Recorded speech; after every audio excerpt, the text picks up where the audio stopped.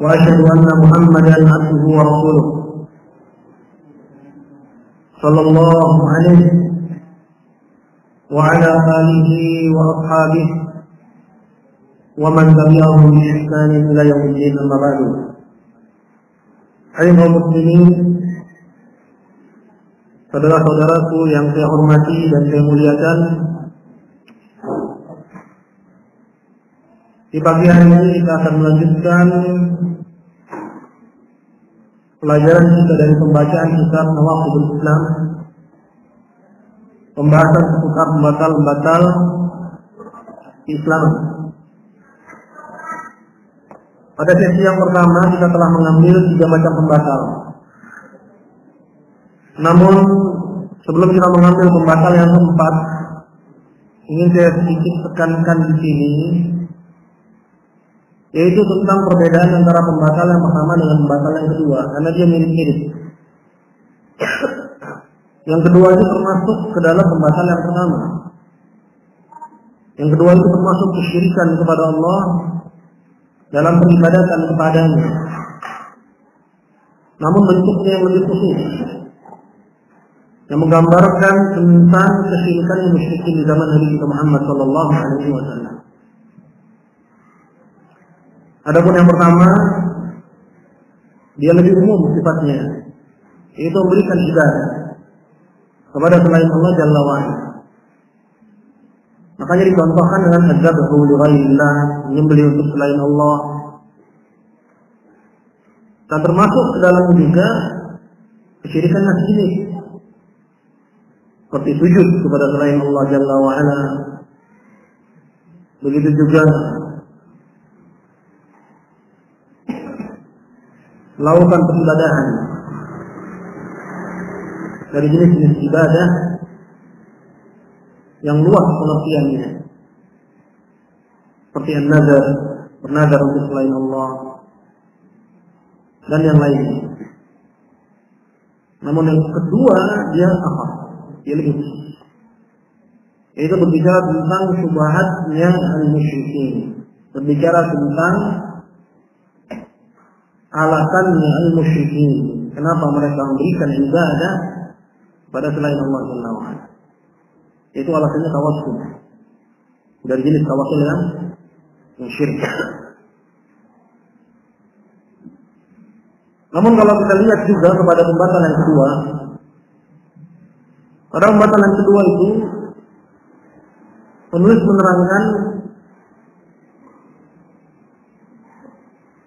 man ja'ala bainahu wa bainallahi wasa'id, barang siapa yang menjadikan antara dia dengan Allah perantara yad'uhum, yang perantara itu mereka seru, dipanggil-panggil, wa yas'aluhum syafa'ah, dan dia minta syafaatnya. Berarti termasuk ke dalam pembatal yang kedua ini ucapan seorang kalau dia datang misalnya ke makam Nabi, dia bilang, ya Nabi Allah, wahai Nabi Allah, doakan saya. Ini menjadikan antara kita dengan Allah wasa'id. Baik dia berikan ibadah kepada Nabi, atau dia cuma seru.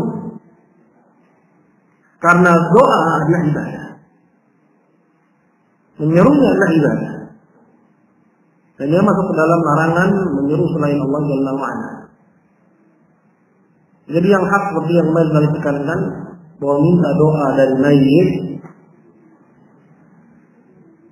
ini termasuk dalam syirik akbar, mukhrijun minal millah, karena masuk ke dalam pengertian minta doa,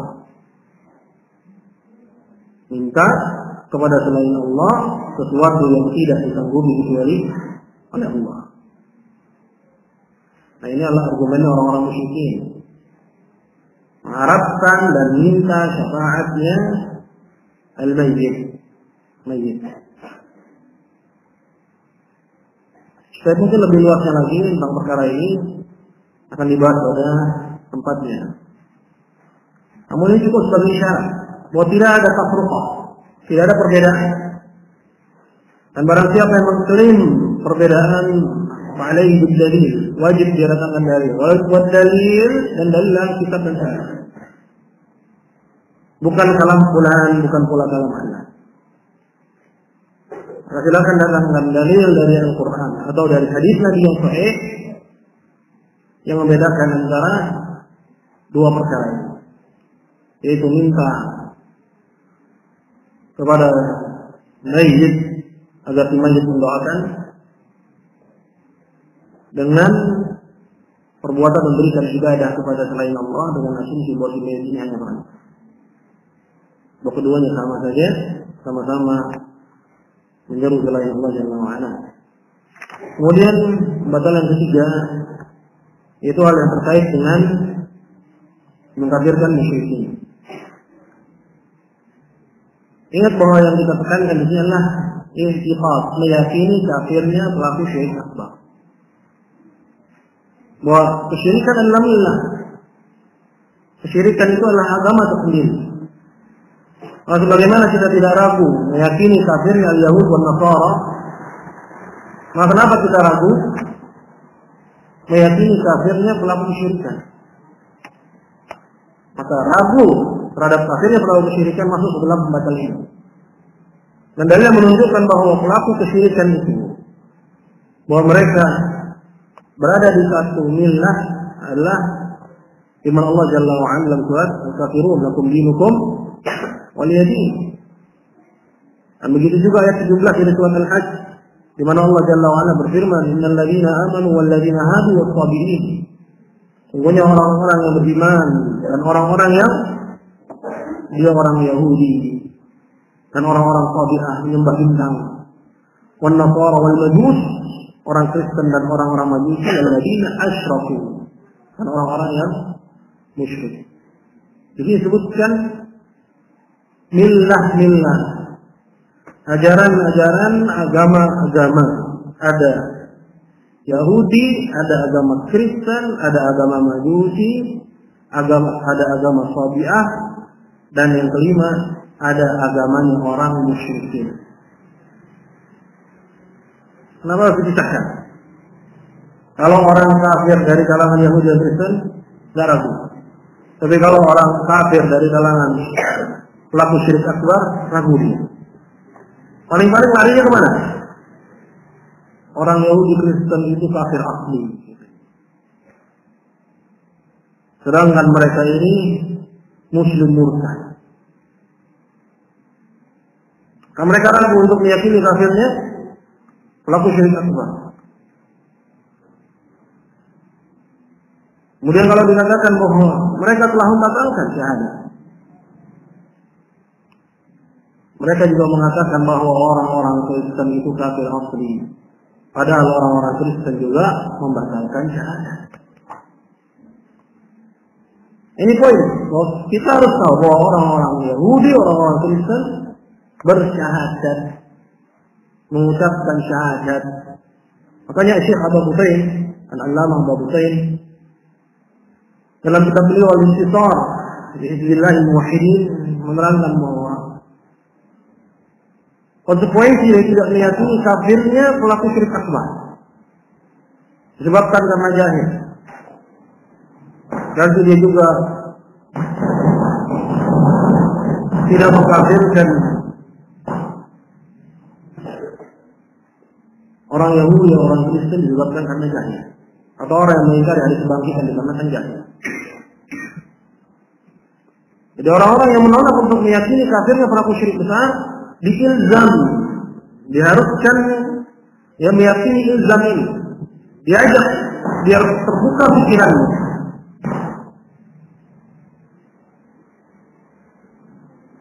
Kalau pelaku syirik besar yang jahil tidak kafir, bagi orang yang mengingkari hari kebangkitan karena jahil juga tidak kafir. Orang Yahudi, orang Kristen yang jahil juga tidak kafir. Apa mereka siap dengan konsekuensi ini? Apabila mereka bilang siap, kafir, maka mereka kafir. Kalau mereka berpegang dengan konsekuensi ini, maka mereka kafir. Kalau mereka tidak mau mengikuti konsekuensi ini, berarti waqa'u fi tanaqud, jatuh ke dalam sikap kontradiksi. Karena sama. Dalam Islam, ya, mereka ini sama-sama kufur kepada Allah Subhanahu wa taala. Nah, ini poin yang ingin saya tekankan. Kemudian yang ingin tekankan juga yaitu masalah terkait dengan siapa yang dimaksud dengan musyrikin pada pasal ini. Orang menganggap bahwa man mukaffirin musyrikin, tidak mengkafirkan orang musyrik pada Islam. Kemudian dia larikan kepada Yahudi, pada Kristen. Dia lupa bahwa yang dimaksud dengan musyrikin termasuk di situ juga millah al-musyrikin, ajaran orang-orang musyrikin. Itu siapa saja yang melakukan perbuatan musyrikin pertama, walaupun salat, walaupun puasa, walaupun zakat. Apalagi kalau kita melihat kepada sejarah dakwahnya Syekh Muhammad bin Abdul Wahhab rahimahullah taala, di mana musuh dakwah beliau rahimahullah taala itu bukan dari kalangan Yahudi dan dari kalangan Kristen. Kebanyakan musuh dakwah beliau ketika itu adalah dari orang-orang yang murtad, pelaku syirik akbar dari mereka yang mengaku muslim. Silakan rujuk kepada sejarah dakwah Syekh rahimahullah. Sekarang kita akan masuk kepada poin yang keempat. Yaqulu rahimahullah, ar-rabi'u man i'taqada anna ghayra hadi an-nabi sallallahu alaihi wasallam akmala min hadihi aw anna hukma ghayri ahsana min hukmihi kalladhi yufawwid hukm at-tawaghit ala hukmihi fa huwa kafir. Barang siapa yang meyakini bahwa selain petunjuk Nabi itu petunjuk siapa aja selain Nabi, bahwa itu lebih sempurna daripada petunjuk Nabi, dan bahwa selain hukum Nabi itu lebih baik daripada hukumnya Nabi, seperti orang yang mengunggulkan hukum-hukum tawaghit, orang tauhid, itu orang-orang yang membuat hukum yang menyelisih dan melanggar hukum Allah Subhanahu wa taala, atau yang mengajak orang kepada hukum selain hukum Allah Subhanahu wa taala, yufadhil hukmahu, mengunggulkan hukum mereka, mengunggulkan hukum taghut itu ala hukmihi daripada hukumnya Nabi sallallahu alaihi wasallam, maka dia kafir. Ini pembahasan tentang hukmu bi ghairi ma anzalallah, berhukum dengan selain hukum Allah. Ini permasalahan bukan permasalahan kontemporer, melainkan sudah ada semenjak generasi Islam yang pertama. Bahwa dimaksud dengan pembatal dalam bab ini itu ada 3. Yang pertama, orang yang menganggap boleh berhukum dengan selain hukum Allah. Ini masalah keyakinan, karena disebut dengan mani' taqada, barang siapa yang meyakini. Jadi meyakini bahwa boleh berhukum dengan selain hukum Allah. Yang kedua, meyakini bahwa selain hukum Allah sama dengan hukum Allah. Dan yang ketiga, meyakini bahwa selain hukum Allah lebih unggul daripada hukum Allah. Bahwa orang tersebut batal Islam. Kalau dia muslim, maka jatuh kepada hukum. Nah, orang-orang yang belajar di fakultas hukum misalnya, dia harus tahu niatnya. Untuk apa dia belajar fakultas hukum? Kalau niatnya untuk menerapkan hukum selain hukum Allah, maka dia di atas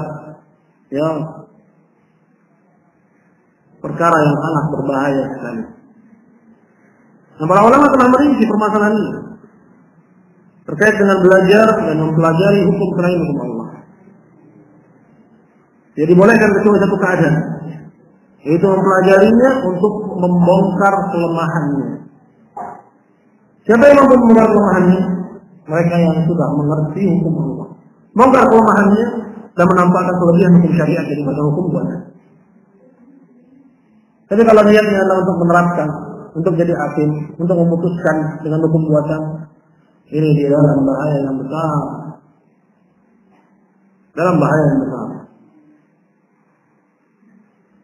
Maka dalam bab ini yang kufur apa? Orang yang meyakini boleh berhukum dengan hukum buatan. Orang yang meyakini bahwa hukum buatan sama setara dan sebanding dengan hukum Allah. Dan yang ketiga, orang yang menganggap hukum buatan itu lebih afdal, lebih unggul daripada hukum Allah Subhanahu wa taala. Ada orang yang menerapkan sedangkan hatinya meyakini bahwa hukum Allah yang paling afdal, paling utama. Bahwa tidak sama hukum Allah dengan hukum buatan. Dan bahwasanya haram berhukum dengan hukum buatan. Ya. Artinya dia memutuskan dengan hukum buatan. Namun keyakinannya bahwa hukum Allah lah yang paling unggul. Bahwa tidak boleh berhukum dengan hukum buatan dan bahwa tidak sama hukum buatan dengan hukum Allah. Maka orang ini tidak langsung jatuh kepada kekufuran, kecuali apabila dia menganggap perbuatannya itu halal.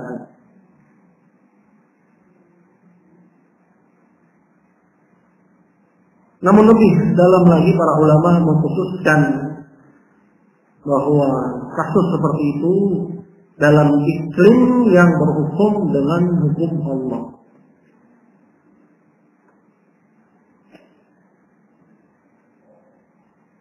Artinya misalnya pengadilan yang menerapkan hukum Allah, kemudian dia berpaling dalam satu kasus kepada hukum buatan karena si terdakwa mungkin adalah keluarganya sehingga dia terbawa perasaan dan dia tahu bahwa ini berdosa, bahwa hukum Allah yang paling umum, bahwa dia lah yang disebut dengan kufrun duna kufri. Dia kafir dari kufur akbar. Namun orang yang sudah memasang dirinya sebagai hakim dalam hukum buatan, harusnya ini hukumnya berbeda dari yang pertama. Tidak bisa disamakan konteks dan kondisinya. Kemudian setelah 3 perkara tadi, ada perkara yang keempat, yaitu tentang merubah atau tansyiatus syariah, menggusur hukum Allah dan menggantikannya dengan hukum buatan. Ini perbuatan. Ini bukan lagi keyakinan. Dia datang kemudian dia diangkat sebagai pemimpin, kemudian dia gusur hukum Allah yang sebelumnya diterapkan di negeri tersebut, kemudian dia datangkan hukum buatan sebagai ganti dari hukum Allah. Orang ini tidak lagi dia kepada sifatnya, tidak lagi pada keyakinan. Orang tersebut batal. Ini pembahasan kita pada pembahasan yang keempat. Dalilnya adalah firman Allah Jalla wa Ala ayat ke-21 dari surat Asy-Syura. Kata Allah Jalla wa Ala, "Am lahum syuraka'u syara'u lahum min ad-din ma lam ya'zan bihi Allah?" Apakah mereka memiliki sekutu yang menerapkan syariat bagi mereka dari agama ini yang tidak pernah diizinkan oleh Allah Subhanahu wa taala? Maka orang yang seperti yang disebutkan dari 4 keadaan tadi, maka dia itu batal Islamnya. 3 dalam urusannya dengan keyakinan, dan 1 nggak perlu lagi dilihat kepada keyakinan. Kemudian yang kelima, qala al-khamsu man abghadha syai'an mimma jaa'a bihi ar-rasul sallallahu alaihi wasallam walau 'amila bihi kafar. Barang siapa yang membenci salah satu dari ajaran yang dibawa oleh Rasul, walaupun dia mengerjakannya, walaupun dia mengamalkannya, dengan syarat dia tahu bahwa itu adalah ajaran Rasul. Kalau dia nggak tahu, maka dikasih tahu dulu. Seperti misalnya wajibnya salat dari orang yang baru masuk Islam. Adapun orang yang sudah lama masuk Islam, tinggal di tengah kaum muslimin, kemudian dia nggak tahu wajib salat, kemudian dia katakan soal itu tidak wajib, ini lain hukumnya. Nah, pembahasannya tentang orang yang benci salah satu dari syariat Islam, baik itu perintah Allah Azza wa Jalla atau larangan Allah Azza wa Jalla. Benci salat, benci puasa, ya, membenci hijab, ya. Ini semua adalah perkara-perkara yang diperintahkan atau perkara yang dibolehkan, ya, seperti yang benci ta'addud az-zawjat, dalam Islam dibolehkan. Kemudian para wanita membencinya, Karena katanya syariat ini memihak kaum pria, termakan dengan bualan kaum feminis. Sehingga dia benci. Walau amila bihi, walaupun dia mengerjakannya, walaupun dia salat, walaupun dia puasa, walaupun misalnya dia juga di madi, dia mengerjakannya, namun dia membenci dia. Nggak boleh membenci syariat Islam apapun dan sedikit pun, dan dia tahu bahwa itu syariat Islam. Lainnya kalau misalnya seorang itu belum bisa mengamalkannya, ini perkara lain. Saya belum bisa Ustaz misalnya. Atau misalnya dia belum bisa untuk continue sholat. Tapi dia cinta kepada al-Islam, cinta kepada syariat Islam. Seperti itu. Ya walaupun dalam masalah sholat, orang yang meninggalkan sholat, ya menurut as-salaf, orang menurut kafir. Menjadi kafir disebabkan karena alasan lain, yaitu tarkus sholat, meninggalkan sholat. Tapi yang kita bahas adalah masalah membenci siwak yang dianjurkan. Seperti itu. Dan dia tahu bahwa itu ajaran Rasul.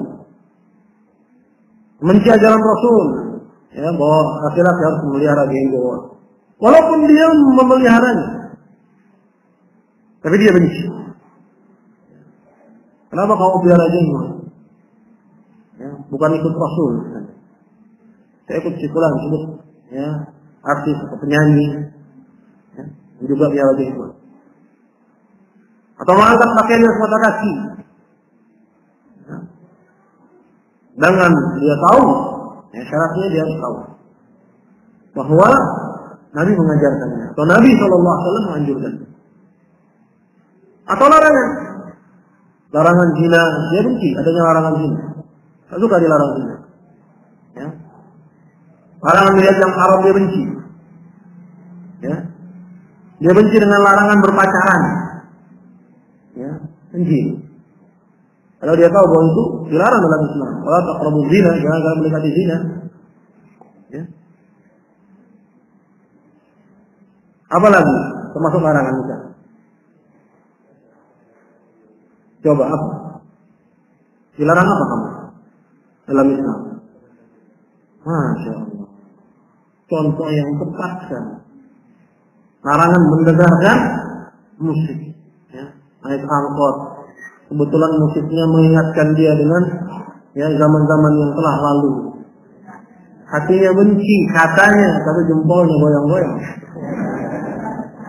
Dia menikmati ternyata dalam kediamannya, dalam kesunyiannya, ya, dia mereview kembali, ya, masa-masa mudanya. Betul? Saya suka mereview lah. Berusaha, gitu. Ya, berusaha untuk membencinya, gitu. Ini memang musibah. Masuk rumah makan, musik. Ya. Naik kendaraan umum, musik. Sampai naik kendaraan pribadi, kita putar semua channel isinya musik. Betul? Nasallallahu alaihi wa sallam. Dilarang, dia benci. Dan dia tahu bahwa Islam melarang, tapi syaratnya itu. Lainnya kalau dia nggak tahu, tapi dia wajib cari tahu. Wajib dia cari tahu. Kalau gitu enak nggak tahu dong. Ya, enak nggak tahu kan, daripada tahu jadi nggak boleh.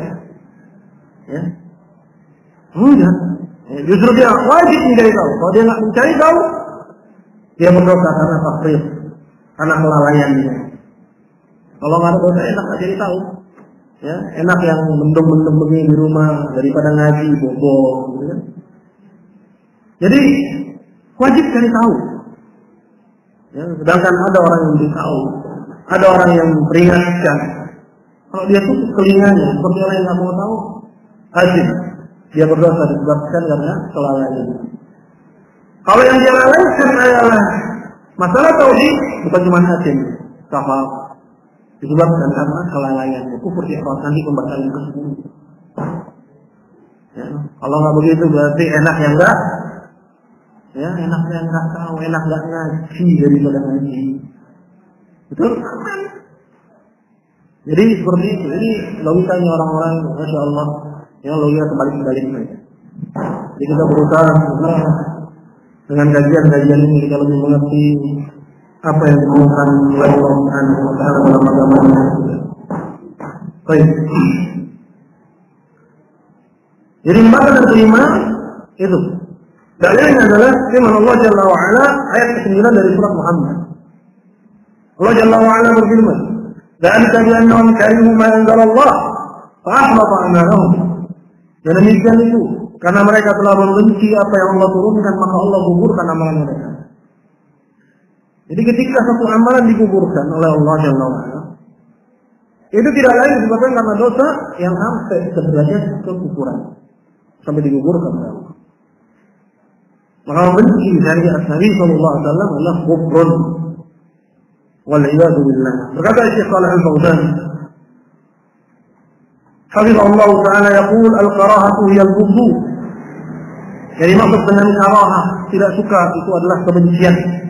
Hadza riddatun, ini adalah kemurtadan. Riddah walau amila bih, walaupun dia mengerjakan. Benci sama salat walaupun salat. Ya. Benci sama puasa walaupun dia puasa Ramadan, tapi dia benci. Puasa lagi.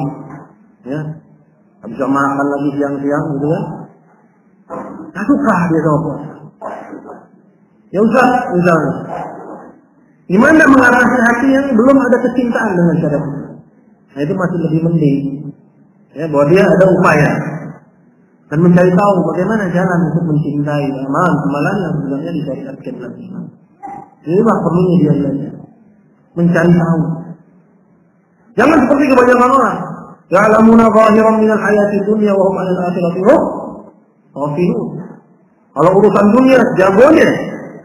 Ya jagonya. Ya'lamuna zahiran minal hayati dunya. Tapi urusan akhirat wa hum 'anil akhirati hum ghafilun. Lalai. Ini terbalik.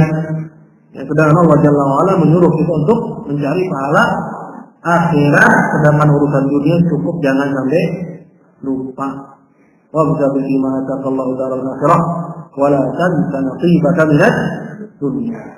Ya. Bahkan junun, ya, termasuk kegilaan. Dia tahu bahwa akhirat yang kekal, namun dia dahulukan dunia yang mana dia kalahkan akhirat yang abadi. Ini bukan perbuatan orang yang berakal. Terus, antum ini para mahasiswa, ya, kuliah di mana? Fakultas apa? Teknik. Kalau masuk kubur masih berguna nggak ilmu tekniknya kamu itu? Mau tak-atik alam kubur gitu?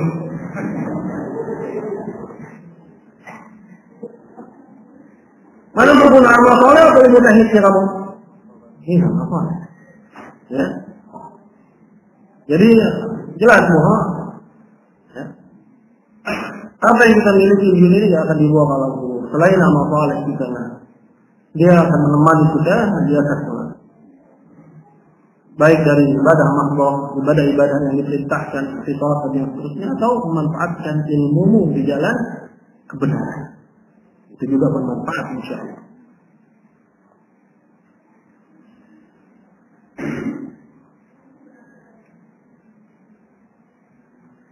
Berkata Syekh Shalih Al-Fauzan, "Hadza riddatun walau 'amila bih." Ini adalah kemurtadan walaupun dia mengerjakannya, fa innahu yakfur.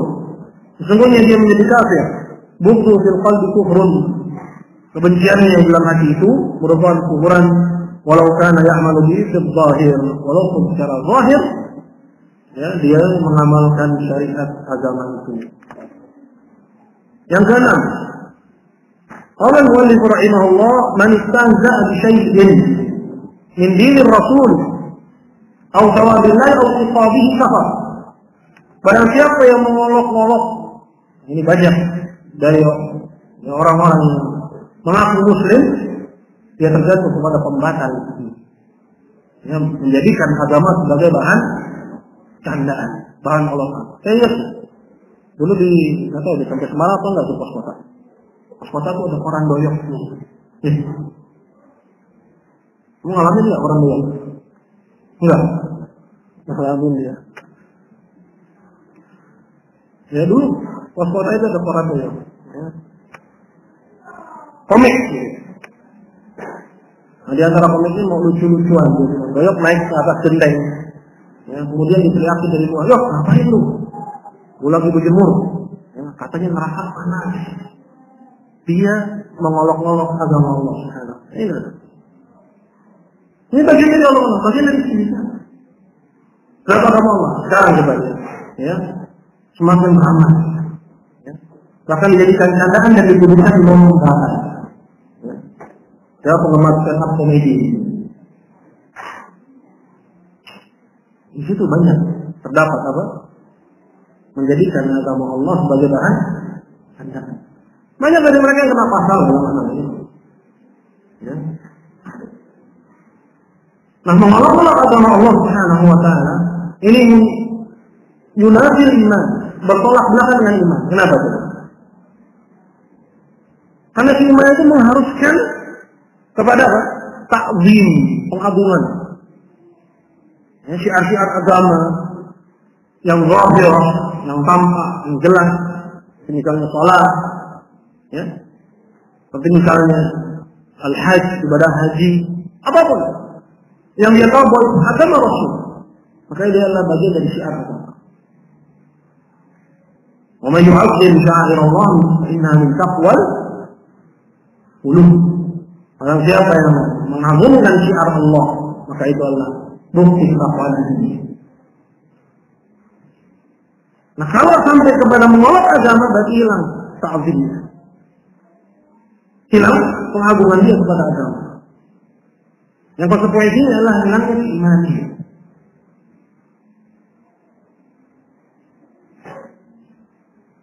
Nah, tapi ya, dia harus tahu bahwa itu adalah agama. Kalau dia nggak tahu, maka dia kasih tahu. Ya. Misalnya dalam perkara-perkara yang apa, yang ya tersembunyi. Sebagian orang mungkin nggak tahu bahwa memelihara jenggot itu perintah agama, nggak dia orang-orang. Ya. Dia bilang bebek lah, kambing lah, ya. Atau menutup aurat itu bagian dari perintah agama. Ada yang lewat dia bilang menjahatori lah, ya. Dan yang lain sebagainya. Pakaian semua lagi dibilang kebanjiran lah. Terlalu banyak kok artis-artis ngangkat pakaian dari semata kaki. Jadi kalau alasannya tren, nggak iya. Tapi kalau alasannya agama aja dibandingin ini PKI, betul? PKI ini menjadikan orang anti terhadap agama. Sehingga orang mau berpegang dengan agamanya menjadi risih. Dan itu digembar-gemborkan hingga akhirnya telinganya terbiasa. Kayak penista agama yang sekarang lagi mencuat. Ya. Ini nggak ada pilihan lain, selain hukum. Kita nggak menuntut dengan hukum selain hukum Allah. Pokoknya dihukum. Ya. Dalam Islam, hukumannya berat. Ya. Allah Jalla wa Ala berfirman, "Wa innaka min ba'di ahdihim wa ta'anu fi dinikum." Kalau mereka sudah membatalkan perjanjian damainya dengan kalian, orang kafir. Setelah mereka mengikat janji damai dengan kalian, wahai mukminin, wa ta'anu fi dinikum, dan mencela agama kalian. Mencela agama, mencela Al-Quran, mencela Islam, mencela ulama, ini simbol-simbol Islam. Wa ta'anu fi dinikum. Apa kata Allah? Faqatilu a'immatal kufri innahu la aymana lahum la'allahum yuntaqun. Peranglah pimpinan-pimpinan kufuran itu. Faqatilu. Karena sungguhnya tidak lagi perjanjian damai dengan mereka agar mereka berhenti. Tapi dipelihara, tujuannya apa? Biar kita terbiasa dengan penistaan hingga akhirnya tadinya kita itu kokoh, kuat berpegang dengan agama, menganggap itu adalah suatu hal yang besar. Perlahan-lahan ini pun akhirnya menjadi hal yang biasa. Seperti itu yang okay. Jadi hal yang biasa. Makanya dia harus dilawan dengan diantaranya dengan at-tahlil. Kembalikan umat kepada akidah mereka, pada ajaran mereka, kepada tauhid mereka yang benar, hingga mereka tidak lagi gampang Ini kan di downgrade namanya iman kita kan. Ya. Diturunin levelnya. Dan cara diperbanyak istighfar dalam agama Allah. Antum coba. Ya. Antum kumpul dengan orang-orang yang mereka ngaji, iman antum naik. Betul? Ya, kalau ngumpul misalnya nongkrong sama orang-orang yang gitaran, ya, nongkrong godain yang lewat misalnya, betul? Apa yang terjadi? Iman itu pun akan turun. Itu memang yang diinginkan. Ini konspirasi sudah jalan. Kita aja yang belum baru ngeh sekarang. Ya, baru ngeh sekarang. Ya. Ya tapi ya apa-apa. Ya daripada nggak sama sekali. Terlambat menjadi baik daripada tidak sama sekali. Jadi agama kita ini diperangi. Kita harus tahu. Dijauhi kita dari Islam. Yang berbagai macam cara. Mungkin di sini banyak para penggemar musik rock dulu. Sekarang udah tobat, gitu. Ya. Selamat. Berapa banyak yang nggak selamat? Atau penggemar film-film Korea, ya. Tapi sekarang udah tobat, selamat. Berapa banyak yang masih nggak selamat? Ya. Atau penggemar musik dangdut, ayo ngaku. Ya. Tapi udah tahu berapa banyak yang nggak selamat. Ya. Ini semua adalah untuk membangun iman. Ini akhirnya hilang. Jauhkan kita dari Islam ini, PKI. Jadi aja dengan segala macam upaya untuk menjauhkan kita dari agama Islam. Nah di antaranya adalah dengan istighfar. Menolak agama Allah Subhanahu wa Ta'ala. Itu yang harus hati-hati, jangan sampai terjatuh pada hal yang demikian. Ya. Maniskan berani kain ini Rasul. Barang siapa mengolok-olok salah satu dari agama Rasul. Disebut agama Rasul, nanti kita tahu bahwa itu agama Rasul. Ya. Dari perkara-perkara yang mungkin tidak diketahui, hanya diketahui oleh sebagian dan diketahui oleh yang lainnya, tidak diketahui oleh yang lain dan diketahui oleh sebagian. Tapi tidak termasuk di sini perkara-perkara yang jelas. Ya. Seperti sholat, puasa, ini syiar-syiar yang wah. Tidak ada dalam konteks seperti ini klaim, saya nggak tahu. Tidak ada.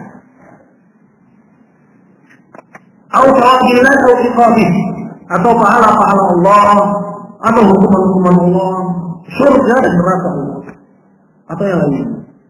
Intinya agama yang dibawa Rasul, dia Allah. Ya, maka orang tersebut batal Islam.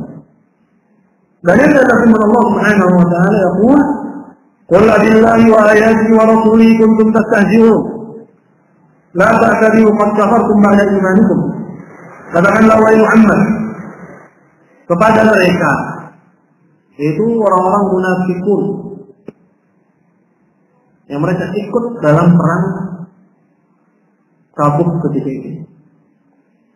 Jadi munafikun itu ikut jihad.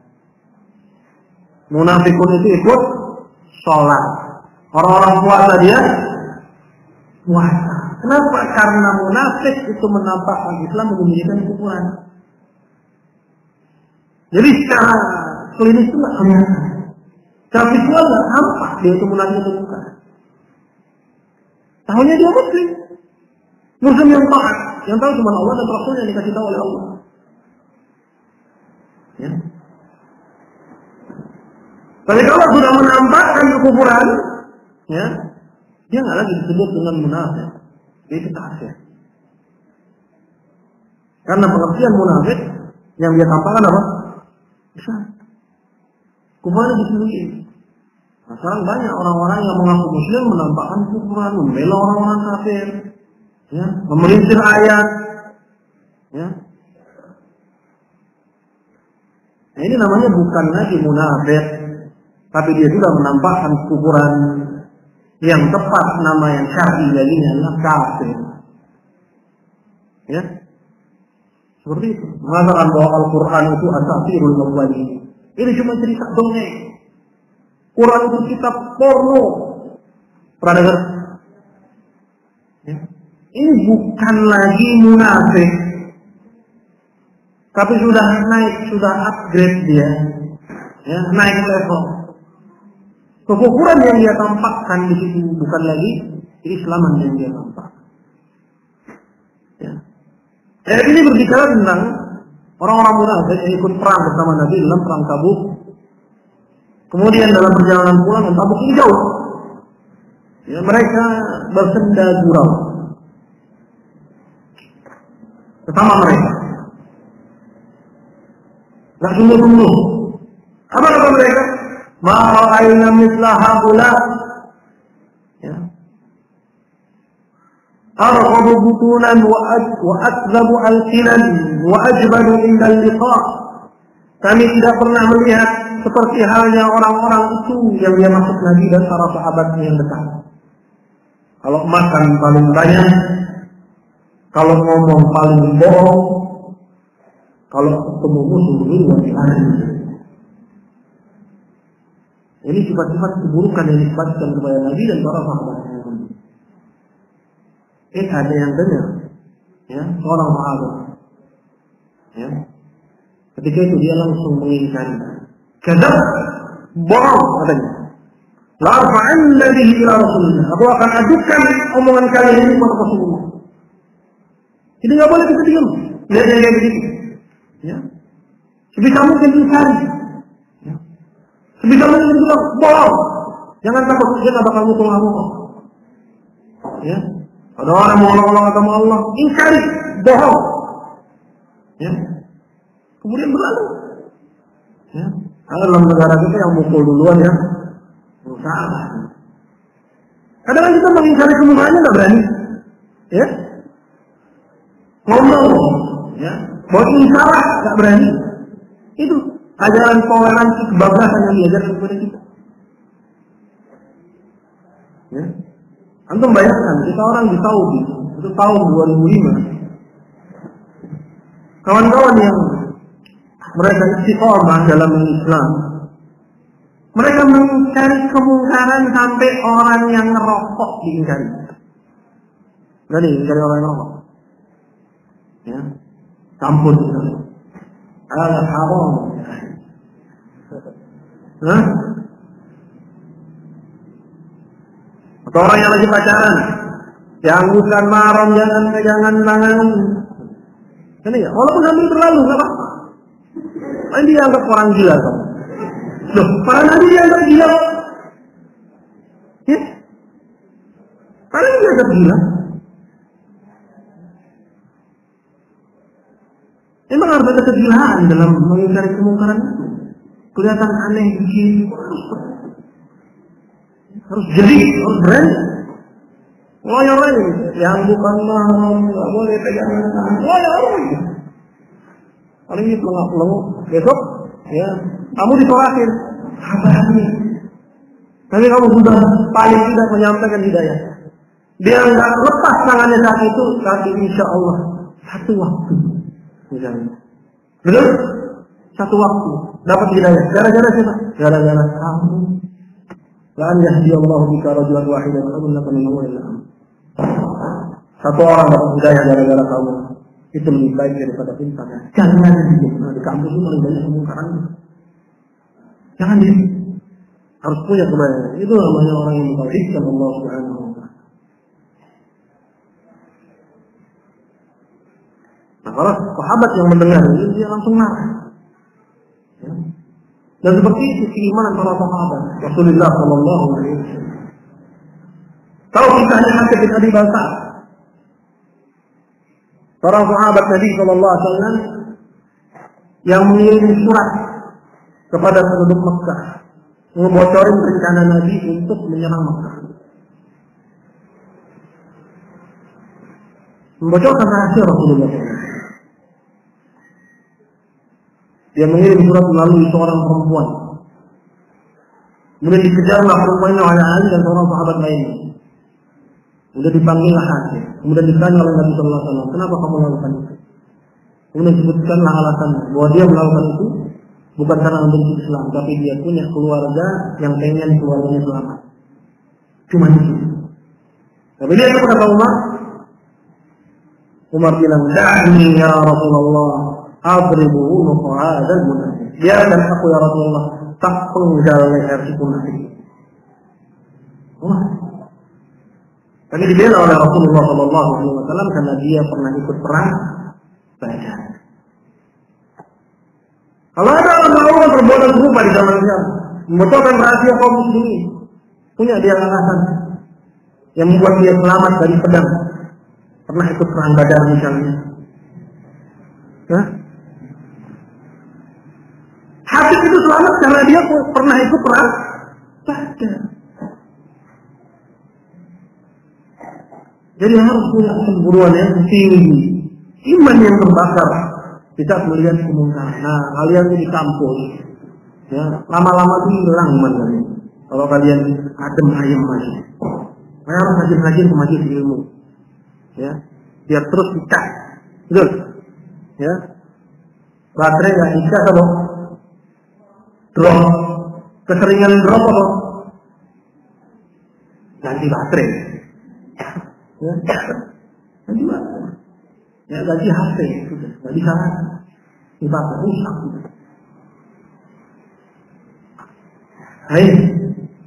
Nah, ketika sahabat ini, ya, langsung mengingkari, dia pun bergerak menemui Nabi Shallallahu Alaihi Wasallam, dan dia mendapati Nabi sedang turun kepadanya wahyu. Itu di mana-mana. Yaitu Allah Azza wa Jalla berfirman, "Wala in sa'altahum la yaqulunna innama kunna nakhudu wa nal'ab." Kalau kamu tanya kepada mereka apa motivasi kalian, pasti mereka akan beralasan kami cuma main-main dan sedang gurau. Jadi dibongkar oleh Allah. Sehingga dikisahkan bahwa orang-orang itu, ya, mengejar Rasulullah dan Rasulullah di atas tunggangannya. Dan mereka berlari mengikuti tunggangannya Rasulullah seraya berkata, "Ya Rasulullah, innama kunna nakhudu wa nal'ab." Kami cuma main-main ya Rasulullah. Kami cuma main-main ya Rasulullah. Dan tidak keluar dari lisan Nabi selain yang Allah firmankan, "La ta'tadiru qad kafartum ba'da imanikum." Jangan cari-cari alasan. Kalian telah kafir setelah iman. Ya. Nggak pakai lagi ditanya. Ya, jangan-jangan kamu jahil. Tidak ada pertanyaan-pertanyaan seperti itu.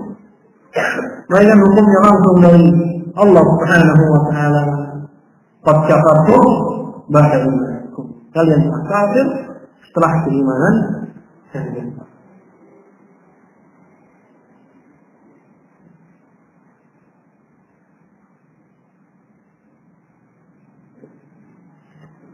Baik, di sini ada keterangan bagus sekali dari Syekh Shalih Al-Fauzan. Yaqul fa'ada dalilun ala anna man sabba Allah aw rasulahu aw kitabahu. Maka ini merupakan dalil bahwa barang siapa yang mencaci Allah, mencaci Rasulnya atau Al-Quran, atau syai'an min Al-Quran, atau salah satu dari ayat Quran, atau syai'an min As-Sunnah, atau salah satu dari hadis yang sahih, annahu yartaddu 'anil Islam, bahwa dia menjadi murtad dari Islam, wa in kana yamdah, walaupun dia cuma main-main.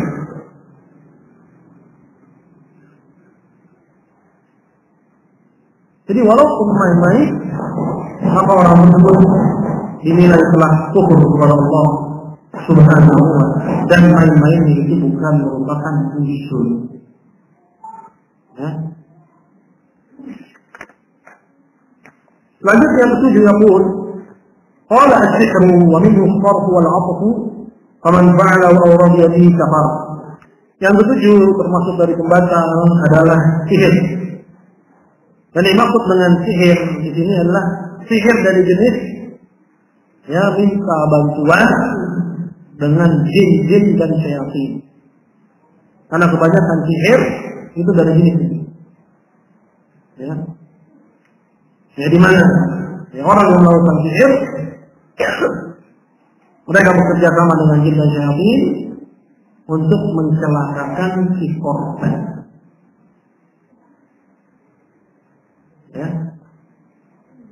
Termasuk sihir di sini santet, telur, tenung, apa lagi? Ya. Sudah semua. Santet, tenung, sihir, apa lagi? Kelet juga. Ya. Nah, ini disebut oleh Syaitan wa minhu sarf wal aqd. Dan termasuk di sini asar. Sarf itu memalingkan seorang. Tadinya dia itu akur, jadi musuhan. Ya, dengan perkara cinta syaitan. Dan apapun itu sebaliknya, tadinya nggak suka jadi suka. Jadi demen. Disebut dengan apa? Tapi dengan perantara apa? Jin-jin dan syaitan. Dan jin-jin dan syaitan itu, mereka tidak akan memberikan layanannya gratisan. Nggak ada pelayanan gratis. Melainkan dengan kompensasi Allah, kufur kepada Allah Subhanahu wa Ta'ala. Maka para dukun dulu, nggak ada yang wajahnya bercahaya. Ya, ada dukun sholat. Pekerjaannya duduk dengan tekun itu kok. Dukun duduk dengan tekun. Gak bisa sholat sih jadi. Tekun gitu. Ya, pakai gelang bahar gitu kan. Mukanya gelap, bajunya gelap. Nggak percaya. Bahkan didapati di tempat para dukun itu kekufuran. Kekufuran yang besar. Peribadahan kepada selain Allah, menyembelih untuk selain Allah. Ya. Bahkan dia mendapatkan kekuatan-kekuatan seperti itu dengan cara kufur kepada Allah Jalla wa Ala. Itu syaratnya. Wa ma yu'allimani min ahadin hatta yaqula innama nahnu fitnatun fala takfur. Dan tidaklah keduanya, yaitu malaikat, mengajarkan seorang pun dari perkara sihir ini kecuali keduanya berkata, sesungguhnya kami ini hanya coba. Innama nahnu fala takfur, maka jangan kalian menjadi kufur. Maka sihir dari jin, bekerja sama dengan jin dan syaitan, ini merupakan dan riddatun dari Islam. Siapa dia murtad? Disebutkan yang faman fa'alahu. Ya, orang yang mengerjakan sihir. Ya. Terakhirnya, hukumnya dia kafir. Allah diadihi atau orang yang ridha dengannya. Yang ridha ini yang belajar, yang jadi pasien. Ya. Jadi jangan bisa pergi ke toko buku yang dicari buku sihir, mujarabah, ya, atau apa lagi? Ya. Bahkan ada beberapa buku-buku sihir kontemporer sekarang juga dijual. Nasallallahu alaihi wasallam. Jadi orang mutakan Islam yang melakukannya, yang beribadah dengannya, ya, yaitu orang yang mempelajarinya dan juga orang yang menjadi pasiennya, ya, yang menikmati layanannya, dia juga menjadi batal keislamannya wal jahiliyah.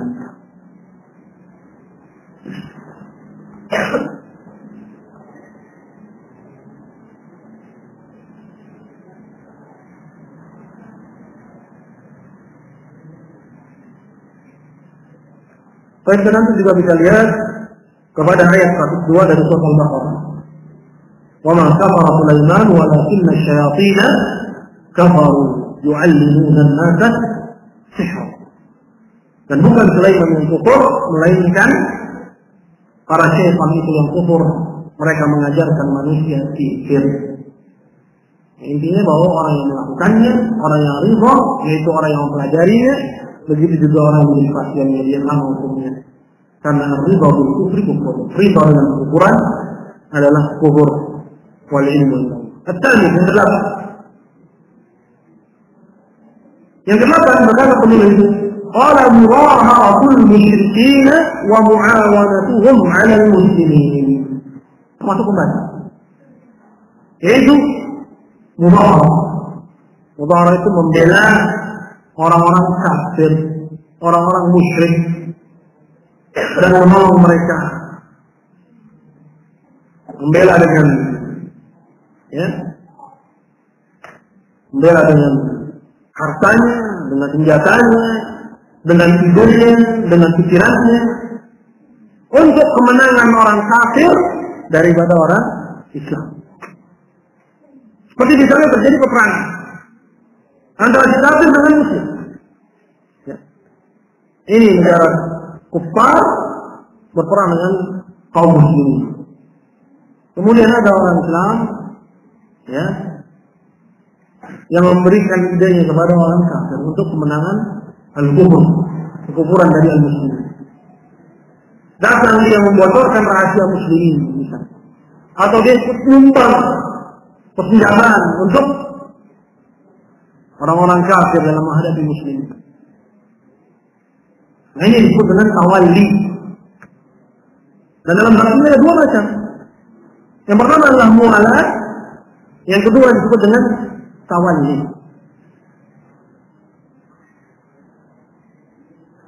Dan antara dua perkara ini tidak sama. Dan tidak boleh sama.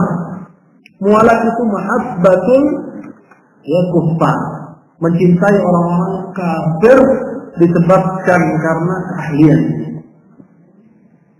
dikarenakan kehebatan, dikarenakan kelihayannya, ya, dikarenakan keindahan suaranya. Misalnya kalau dia penyanyi, cinta dia sama dia, ya, atau dia jago bola seperti Cristiano Ronaldo, gandrung.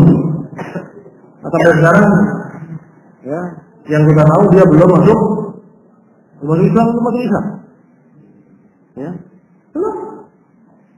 Atau Lionel Messi, ya, ini anak-anak muda, ya, sampai rela mungkin bahkan ya begadang untuk nonton. Wah,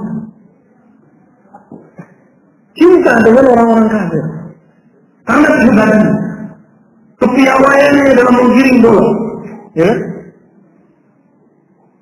seperti itu. Ya banyak lah. Mungkin dulu kita juga terjatuh di dalam nama kita. Ya. Nah ini hukumnya mana? Haram. Hukumnya haram. Tak boleh seorang muslim mencintai orang kafir. Gimana? Di debat yang singgung pada, ya, pelajaran-pelajaran yang lain mungkin oleh Ustaz Jabir dan yang lain. Boleh mencintai orang kafir. Namun apabila, ya, ditambah di samping mencintai orang kafir, menginginkan keunggulan orang kafir dari muslim, ini disebut dengan tawalli. Yang pertama mualat, yang kedua tawalli.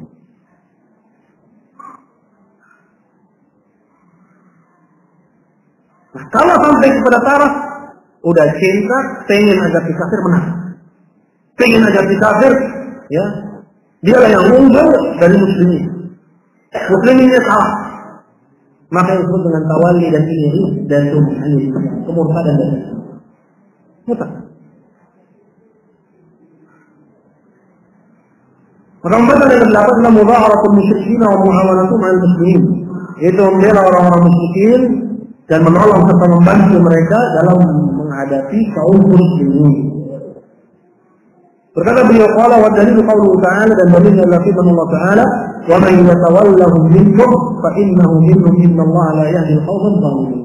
Dan barang siapa yang tawalli dari kalian, memberikan loyalitas, kecintaan dan menginginkan keunggulan mereka, kemenangan mereka dari al-muslimin, fa innahu minhum, dia itu termasuk dari mereka.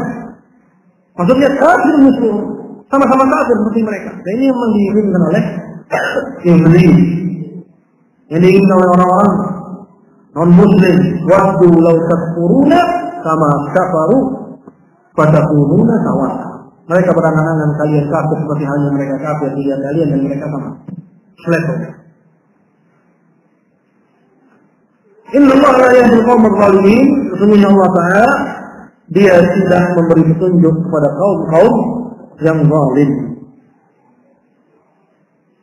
Nah, hadirin mulia Allah Subhanahu wa taala. Maka oleh karena itu, ya, ini penting kita bedakan antara mualat. Mualat yang pada ringan, tapi hukumnya apa? Itu mencintai orang kafir disebabkan karena kepandaiannya, kelihayannya, ya, kehebatan dan seterusnya. Ini hukumnya haram. Dan lebih parah daripada itu menginginkan keunggulan orang-orang kafir. Menginginkan orang kafir itu menang. dan orang-orang muslim itu kalah, maka ini merupakan riddatun anil Islam, kemurtadan dari al-Islam. Berkata Syekh Sa'ad bin Hamad bin Atiq rahimahullah ta'ala, kata beliau, qala wal masyayikh rahimahullah, dan para masyayikh semoga Allah merahmati mereka, Syekh Sulaiman bin Abdullah, seperti Syekh Sulaiman bin Abdullah, wa Syekh Abdul Latif, wa Syekh Hamad bin Atiq, dan Syekh Hamad bin Atiq, idza dzakaru muwalat al-musyrikin, kalau berbicara tentang muwalat al-musyrikin, yaitu yang membatalkan Islam, fassaruha bil muwafaqah, mereka artikan dengan muwafaqah, mencocoki orang kafir, wal nusrah, dan membela mereka, wal ma'unah, menolong mereka, wal ridha bil af'ali, dan ridha dengan apa yang mereka perbuat. Membela orang kafir dalam menghadapi kaum muslimin, ini yang merupakan pembahasan. Ya. Wal ilmu illallah. Selanjutnya yang ke-9. يقول قال من اعتقد أن بعض الناس يسعه الخروج عن شريعة محمد صلى الله عليه وسلم كما وسع الخضر والخروج عن شريعة موسى عليه السلام فهو كافر. Maka dari ke-9 adalah barang siapa yang meyakini bahwa ada sebagian orang yang boleh bagi dia untuk berlepas dari syariat Muhammad.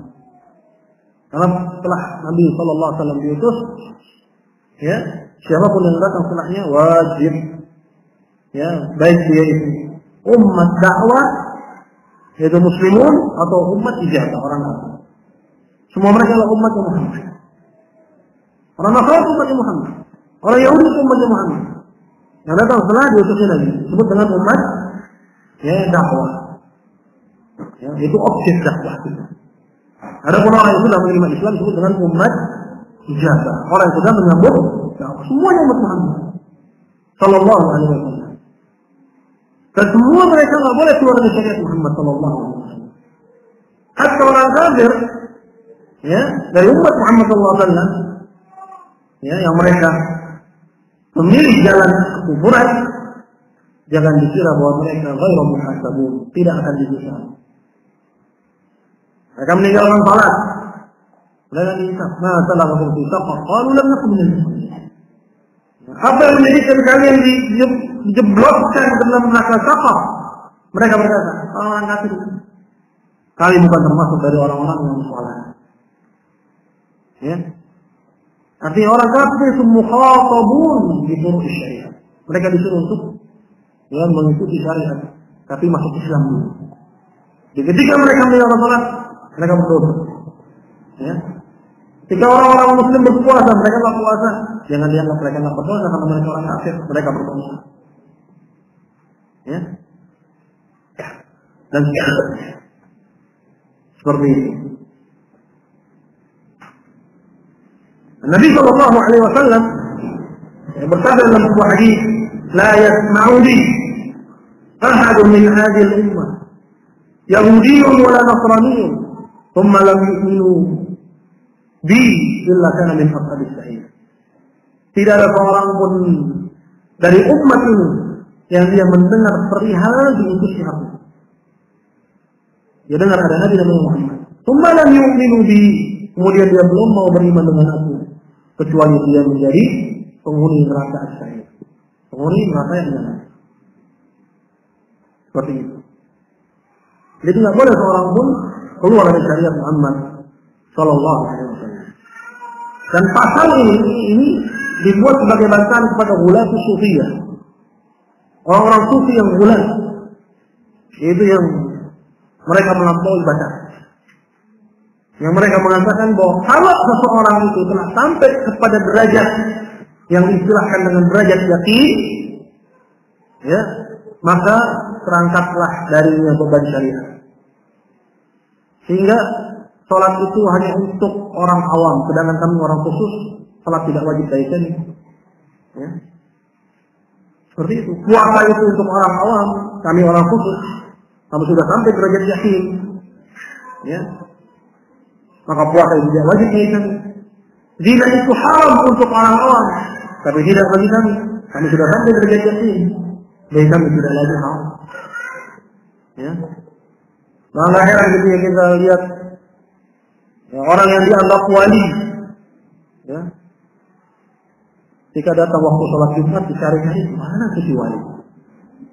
Sholat Jumat ya. Ya. Dia bilang sholatnya di Mekah, padahal ngintip lagi molor. Ya.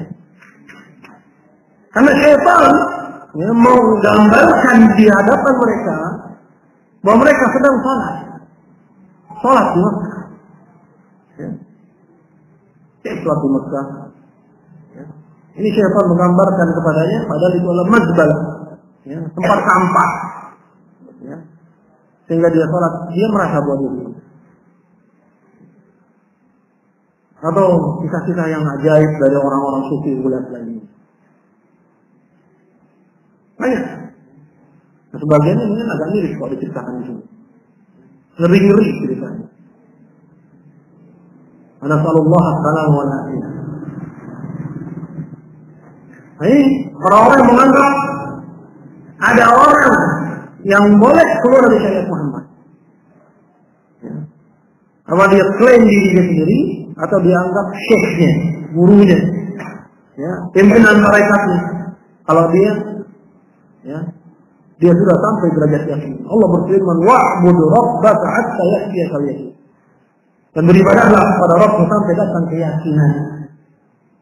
Saya sudah yakin, tadi udah nggak usah ibadah lagi. Seperti itu. Itu argumen mereka. Pada Nabi Shallallahu Alaihi Wasallam, beliau beribadah kepada Allah sampai apa?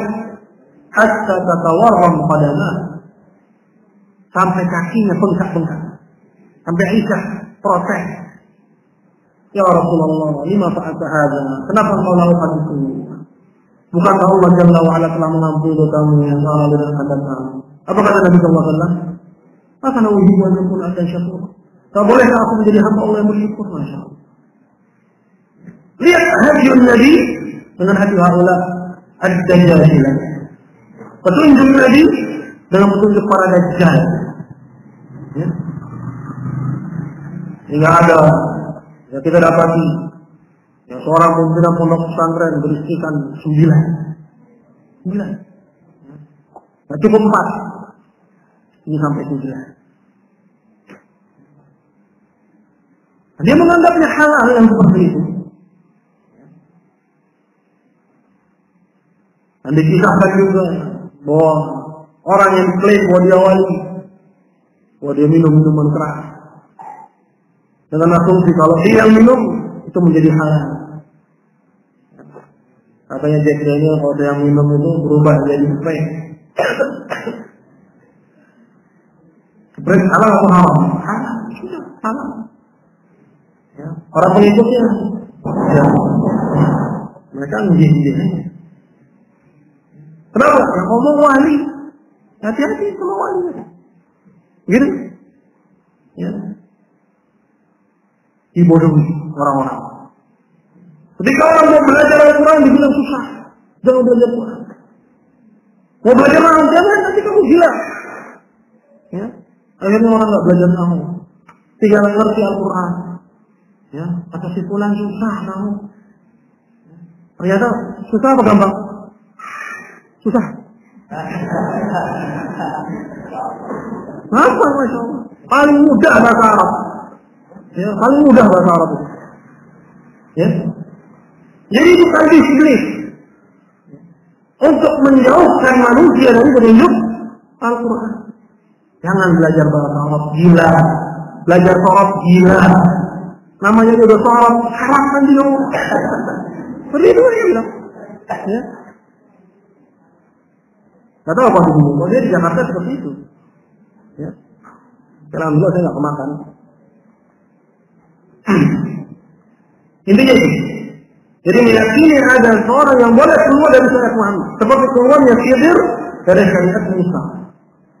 Khidir memang tidak terikat dengan syariat Musa. Musa alaihissalam diutus kepada Bani Israil. Khidir diutus kepada kaumnya. Dia membawa syariat sendiri. Sehingga beda syariat antara syariat Khidir dengan syariatnya Musa. Ya. Seperti itu. Berkata beliau, "Kama wasiya al-Khidr al-khuruj an syariati Musa." Seperti bolehnya Khidir keluar dari syariat Musa, barang siapa yang meyakini hal itu, yaitu meyakini bolehnya seseorang keluar dari syariat Muhammad. Walaupun dengan alasan-alasan tadi, dia wali, ya, dia sunan, gitu kan? Cerita sunan ini juga ajaib-ajaib, ya, aneh. Ya, lebih banyak mitosnya daripada data ya yang valid. Coba Sunan Kalijaga, jagain kali kapan sholat itu? Ya, sedangkan dalam Islam kartu sholat apa? Kufur, meninggalkan sholat kufur. Kita nggak bilang bahwa sunan-sunan itu adalah mitos, tidak, bahwa tapi banyak dibumbui dengan cerita-cerita yang tidak masuk akal. Yaqul bahwa firman orang itu telah kafir kepada Allah Subhanahu wa ta'ala. Berkata Syekh Shalih Al-Fauzan, "Faman lam yastajib lir-rasul wa yatba' hadha ar-rasul fa huwa kafir." Barang siapa yang tidak mau menyambut ajakan Rasul dan mengikuti ajaran Muhammad, maka dia telah kafir. Sawan kana Yahudiyan atau Nasraniyan, apakah dia itu orang Yahudi atau orang Kristen atau Majusian, atau dia itu orang Majusi atau ayyu millatin kan, atau agama apapun dia.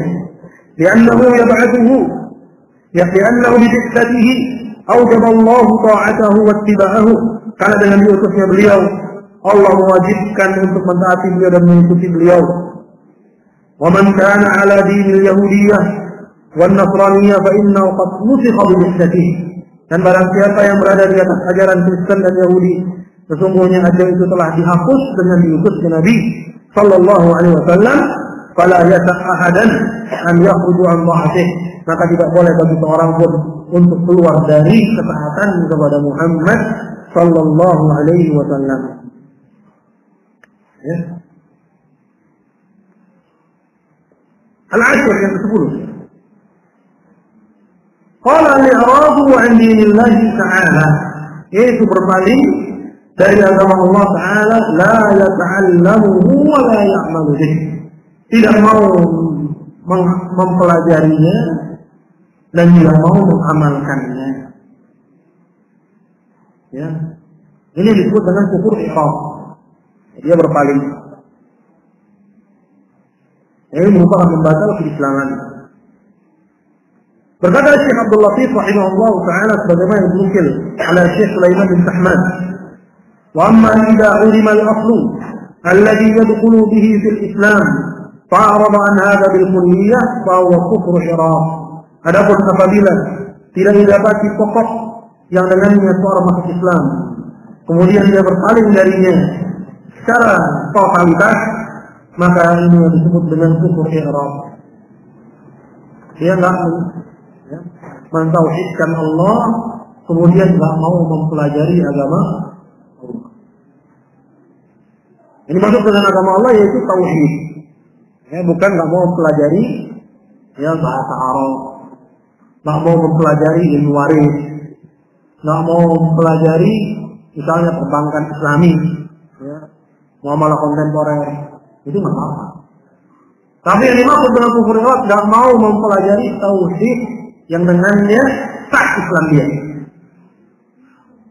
Ya, sedangkan ya telah ada pada dirinya perangkat untuk mencari tahu itu. Akalnya sehat, badannya sehat, dan ada yang memberitahu, ada yang ngajarin, ada ustaz, ada guru. Kemudian dia diam di tempat, kemudian dia tetap di atas ajaran kesyirikannya, maka orang ini bukan orang jahil, tapi orang yang berpaling. Orang yang enggak mau tahu namanya. Jelas? Ya. Dan orang yang mu'rid tidak ada uzur lagi. Hatta menurut Syekh Mu'adzaimin rahimahullah. Orang yang paling tidak ada uzur bagi. Silakan buka kepada kita ya, syarah ya, Kashfus Syubhat Syekh Mu'adzaimin rahmatullahi alaihi. Yaqulu qala Syekh Sulaiman bin Sahman hafizahullah. Berkata Syekh Sulaiman bin Sahman, rahimahullahu ta'ala, fatabayyana min kalam Syekh anna al-insan la yaqulu illa bil i'rab an ta'allum al-asl alladhi yadkhulu bihi al-insan fil Islam. Maka jelaslah dari perkataannya Syekh Abdul Latif bahwasanya seseorang tidak menjadi kafir kecuali dengan dia berpaling dari mempelajari pokok yang dengannya seseorang masuk Islam. Apa pokok yang dengannya seseorang masuk Islam? Yaitu tauhid. Jadi nggak mau belajar tauhid, ini disebut dengan kufur orang. Ya, nggak mau belajar nawafil Islam sehingga dia jatuh kepada pembatalnya, disebut dengan kufur orang. Kufur orang, ya, seperti itu. Ya, sedangkan Allah sudah berikan kepadanya perangkat untuk mencari tahu. Dia bukan orang gila, dia bukan orang yang tidak bisa menempuh perjalanan. Ya, ada perangkat untuk dia mencari tahu. Ada internet, ada modem, ya, untuk dicari tahu, untuk dia bertanya. Ya, tapi dia nggak gunakan itu. Internet itu digunakan untuk yang lain, ya, untuk medsos, untuk yang lain, untuk mencari yang dengan yang Islam yang bisa dia tempuh itu. Pada keluaran di berandanya dakwah tauhid, ya, meme tentang tauhid, semua itu lewat scroll. Dia lihat apa yang dia suka. Kemudian dia bertanya kesyirikannya. Kemudian dia bilang saya jahil, bukan jahil yang begini. Yang begini namanya apa? Mu'rid, orang yang berpaling. Jadi pembatalan tersebut disebut dengan i'rad adalah i'rad an tauhid. Berpaling dari mempelajari at-tauhid, mempelajari agama Allah yang dengannya Islam yang menjadi sah.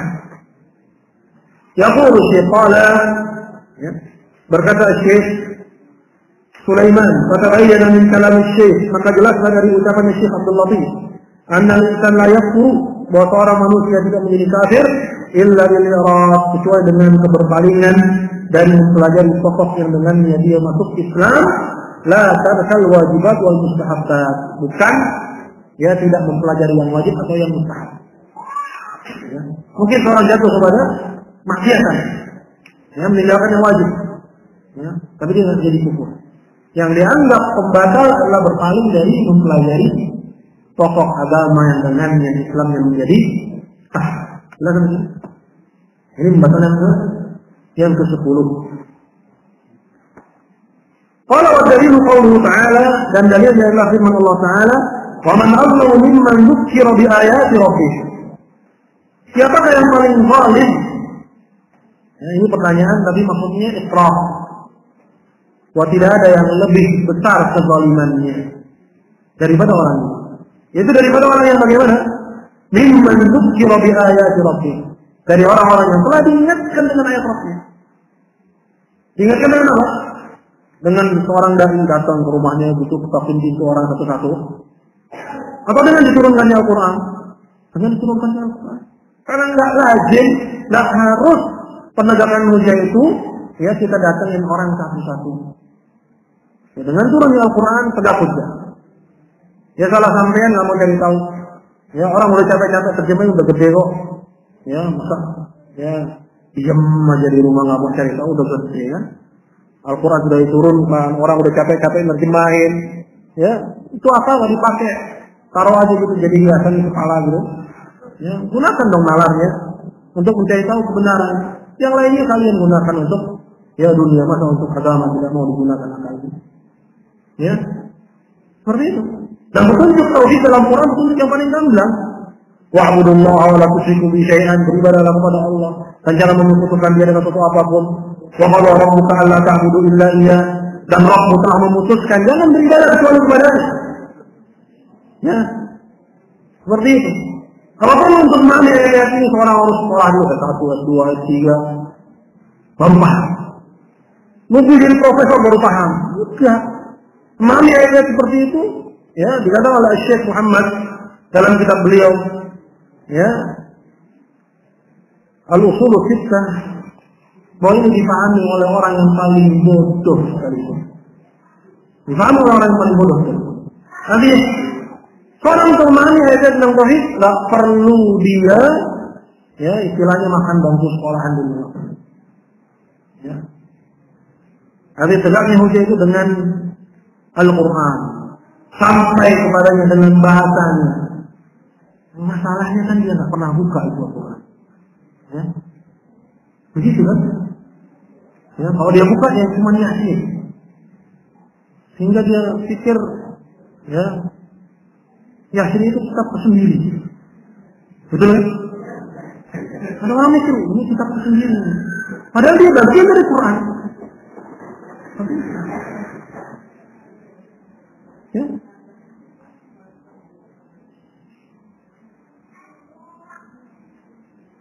Atau yang dia hafal cuma firman Allah, "Wa min ayati an khalaqalakum min anfusikum azwaja." Ya. Yang lainnya hanya bacaan-bacaan yang dibaca dalam seremoni. Betul? Jadi ayo hadir memuliakan Allah Subhanahu wa taala. Bahwa tidak ada yang paling besar kezalimannya dari orang-orang yang telah diingatkan dengan ayat-ayat Rabbnya. Hum ma'arada anha, sudah diingatkan kemudian dia berpaling. Kama kata Allah, innal mujrimina muntaqimun. Sesungguhnya kami dari orang-orang zalim itu akan memberikan pembalasan yang keras. Ini an-naqid al-ashir. Ini pembatal yang ke-10.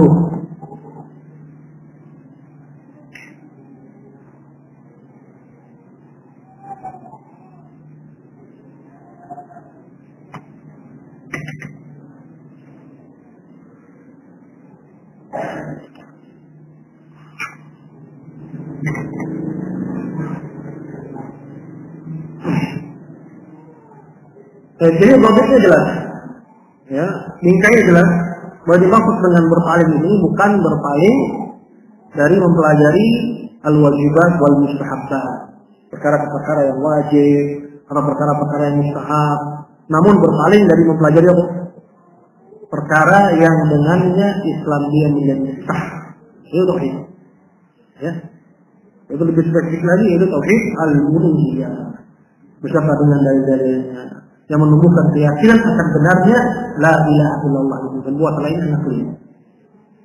Kalau dia nggak belajar, kemudian dia jatuh kepada kesyirikan, kemudian dia klaim dia jahil, orang seperti ini bukan jahil namanya, tapi orang yang berpaling. Baik, sekarang menutup. Berkata kemudian, qala wala farqa fi jami'i hadhihi an-nawaqid. Dan tidak ada bedanya pada semua pembatal-pembatal ini. Bainal hazil wal jad wal qa'id, antara orang yang hazil yang mengerjakannya main-main, mengerjakannya cuma sekedar candaan, ya. Wal jad, dan juga orang yang mengerjakannya sungguh-sungguh. Wal qa'id, dan orang yang mengerjakannya karena takut. Artinya orang tersebut baik yang mengerjakannya main-main, sungguh-sungguh, atau karena takut orang tersebut batal Islam. Yang batal-batal ini karena main-main batal. Mengerjakan sungguh-sungguh apalagi, dan mengerjakannya karena takut. Takut jabatannya hilang. Sehingga dia ikutan memimpin larung dengan alasan pesta budaya. Tidak ada uzur seperti ini. Ya. Kenapa? Karena dia cuma takut. Kenapa? Karena yang diberi uzur cuma satu keadaan. Jadi keseluruhan itu ada 5 keadaan sebenarnya. Yang pertama mengerjakannya main-main. Yang kedua mengerjakannya sungguh-sungguh. Yang ketiga mengerjakannya karena takut. Yang keempat mengerjakannya karena dipaksa dan hatinya senang di atas kekufuran. Dan yang kelima yang dipaksa dan hatinya senang di atas keimanan. Ya 5 seluruhnya. Dari yang lain 4 batal Islam. Yang dikecualikan cuma 1, orang yang mengerjakan kekufuran karena dipaksa. Dan yang dimaksud dipaksa itu adalah orang yang mengerjakan kekufuran di bawah ancaman qatl, ancaman kematian. Apakah dirinya atau keluarganya? Dan dia tahu bahwa orang itu ya akan benar-benar merealisasikan ancaman. Jadi bukan sekedar takut. Ada pun cuma sekedar takut, ya dia tidak masuk ke dalam pengertian dipaksa. Ya, takut dilengsarkan, misalnya. Ya, takut rezekinya berkurang. Itu takut Nabi. Nah, ini bukan uzur. Kedudukannya sama seperti yang main-main dan yang seluruh. Nah, yang diberi uzur siapa? Yang tidak kafir cuma satu keadaan. Nah, ini pembingkaian sebenarnya. Bahwa yang melakukan kekufuran dan dia tidak kafir, cuma orang yang melakukannya di bawah dia melakukannya sadar, kemudian di bawah paksaan dan hatinya tetap di atas keimanan. Ya, sebagaimana Allah Subhanahu wa taala firman dalam Al-Qur'an, "Man kafara billahi min ba'di imani illa man ukriha wa qalbuhu mutmainnun bil iman." Barang siapa yang kufur kepada Allah setelah keimanan dia, maka baginya lah kemurkaan Allah dan azab yang pedih.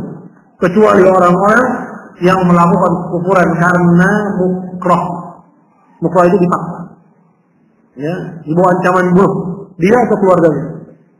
Dia dipaksa. Ya. Wa qalbuhu mutmainnun bil iman, sedangkan hatinya tetap di atas keimanan. Jadi dua poin.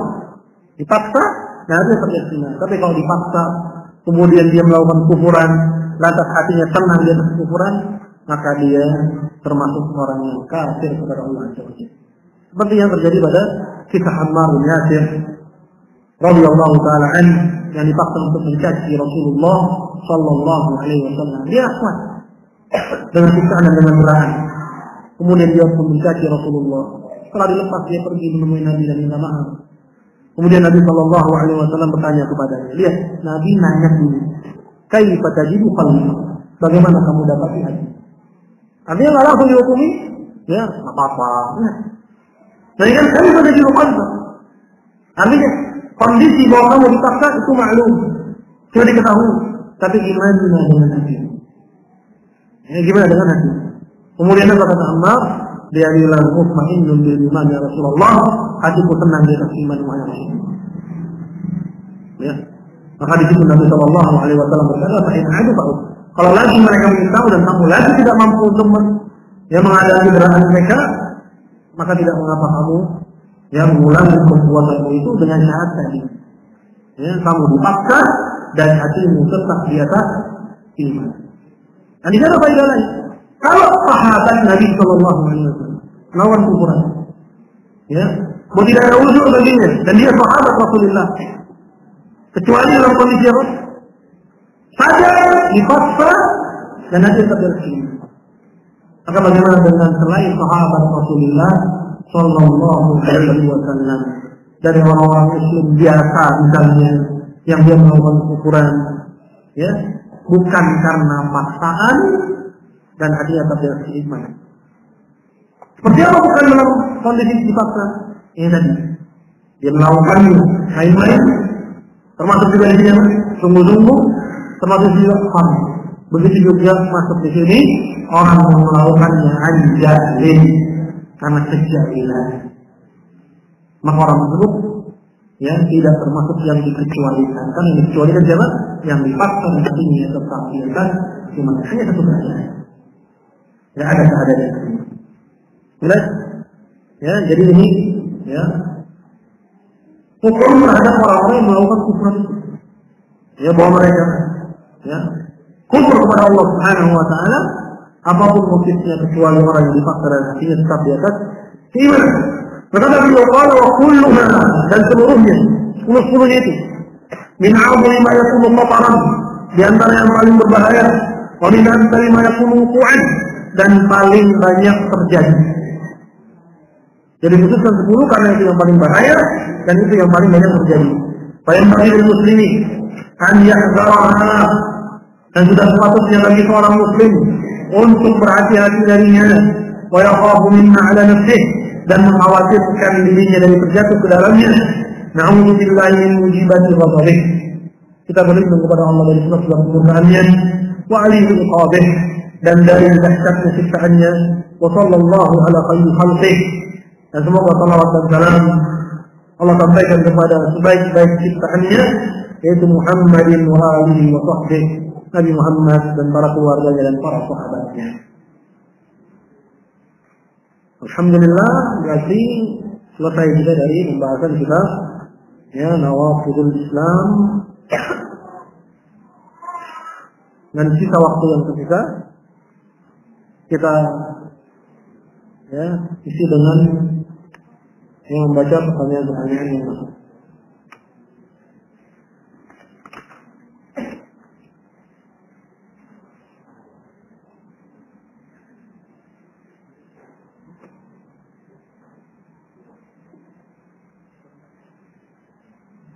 Bisa dijelaskan lagi secara rinci seseorang dapat uzur kebodohan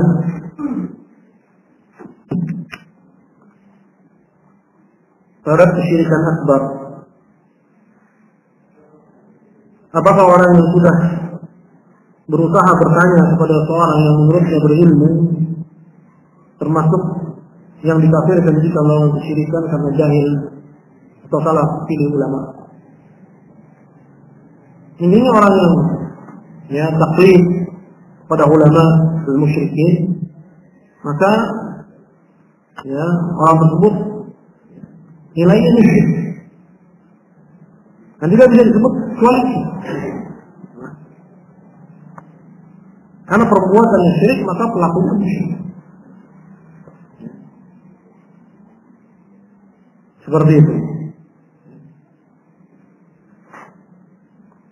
Nah, kondisi bahwa dia anggap belum tegak hujjah misalnya, maka orang tersebut itu orang yang belum tegak hujjah, maka dia ada imtihan lagi. Tapi penilaian dia di dunia ini yang perlu kita tekankan, bahwa para ulama sepakat terhadap orang yang melakukan kesyirikan di dunia. Terhadap orang yang melakukan kesyirikan, apa hukum mereka dari hukum dunia? Karena masalah meyakini bahwa orang itu sudah tegak hujjah atau belum tegak hujjah, pada banyak kondisinya ini adalah perkara yang terkadang itu ilmu dari sisi Allah Jalla wa Ala. Seperti yang dijelaskan oleh Ibnu Qayyim rahimahullah.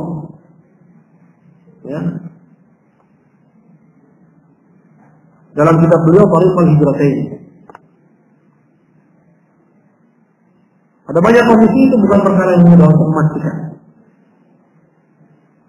Nah kita bilang anggap orang itu belum tegak hujjah. Kita bicara tentang hukum dunia dulu. Mau ngomong hukum dunia, mau hukum akhirat. Kata Ibnu Qayyim, paling ringannya dia seperti ashabul fatrah. Paling ringannya dia itu seperti orang ahli fatrah yang hidup di antara dua masa kenabian. Kalau memang dia belum diakui. Nah orang yang dia hidup di masa dua kenabian di dunia kafir. Tapi kalau betul dia belum diakui, nanti dia akan diimtihan. Dia akan diujian dan diuji kembali oleh Allah Subhanahu wa ta'ala. Maka para muqallidun, orang-orang yang taklid kepada ulama musyrikun. Mereka musyrik. Walaupun mereka muqallid di zaman. Bukan orang-orang musyrikin di zaman Nabi sallallahu alaihi wasallam. Mereka adalah atba' para pengikut pimpinan dan pembong-pembong kekufuran di zaman itu. Atau atba' para pengikut dari ajaran-ajaran nenek moyangnya. Apa kata Allah Subhanahu wa ta'ala tentang mereka? Apa yang mereka bilang? Inna wajadna aba'ana ala ummah wa inna ala atharihim muhtadun. Kami dapati bapak moyang kami di atas satu ajaran dan kami hanya ikut jejak langkah mereka. Kondisi bahwa mereka taklid terus mereka yang ditaklidkan, maka hukum Allah sama. Hatta sekalipun mereka muqallidun, yang dilihat adalah perbuatan. Apabila perbuatannya syirik, maka musyrik.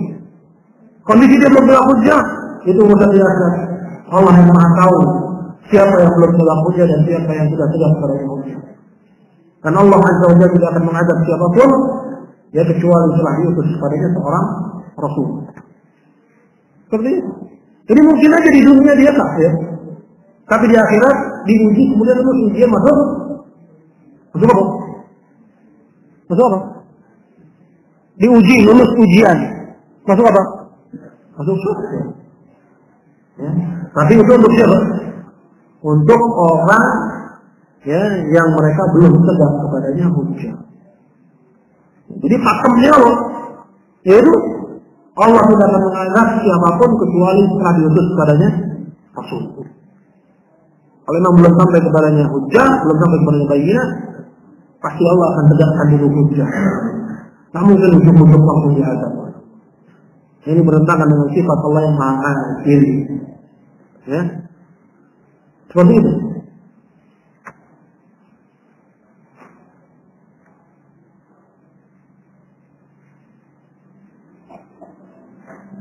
Bagaimana cara bertaubat dari perbuatan yang termasuk kepada pembatal keislaman, misalnya berbuat syirik, mengolok-olok agama?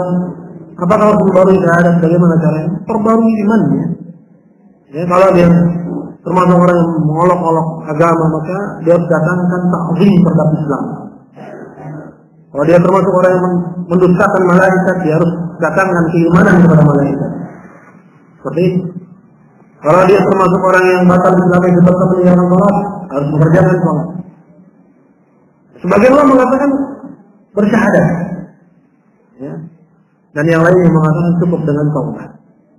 Ya, itu yang saya tahu terkait dengan mengenai. Artinya, ya, dia harus datangkan apa yang sebelumnya dia tinggalkan.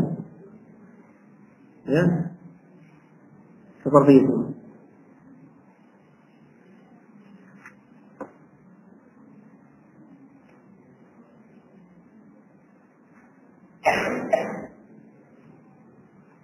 Kalau kita melihat seorang datang ke dukun untuk suatu hajat dan atas izin Allah hajat tersebut terpenuhi, sering terbesit perasaan bahwa dukun itu benar.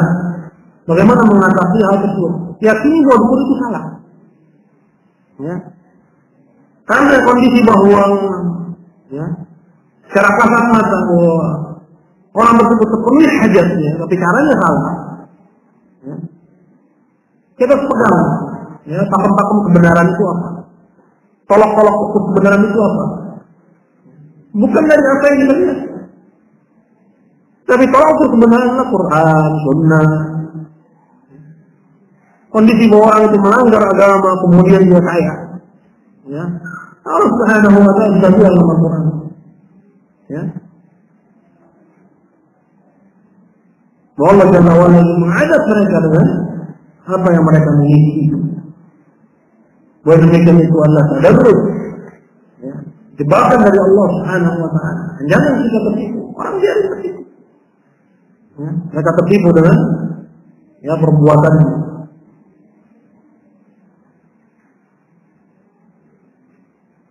Bagaimana mengatasi hal tersebut? Yaitu dengan iman. Ini nggak bisa diatasi kecuali dengan iman yang kuat, iman yang kokoh. Ya, yang bisa ya menepis perasaan-perasaan tersebut. Kalau dengan izin Allah hajat tersebut dikabulkan, bagaimana mengikis perasaan bahwa dukun itu benar tadi? Intinya harus ada iman, ya, yang dengannya dia tahu bahwa perbuatan dukun itu bagus. Nah, nggak mungkin seorang menyembah selain Allah, menyembah selain Allah, kemudian Allah penuhi hajatnya, ya. Maka Allah Azza wa Jalla menginginkan darinya kebaikan. Pasti Allah ingin menjadikan dia semakin larut dalam kekufurannya. Jadi kembalikan kepada apa yang menjadikan standar kebenaran oleh kita. Ya.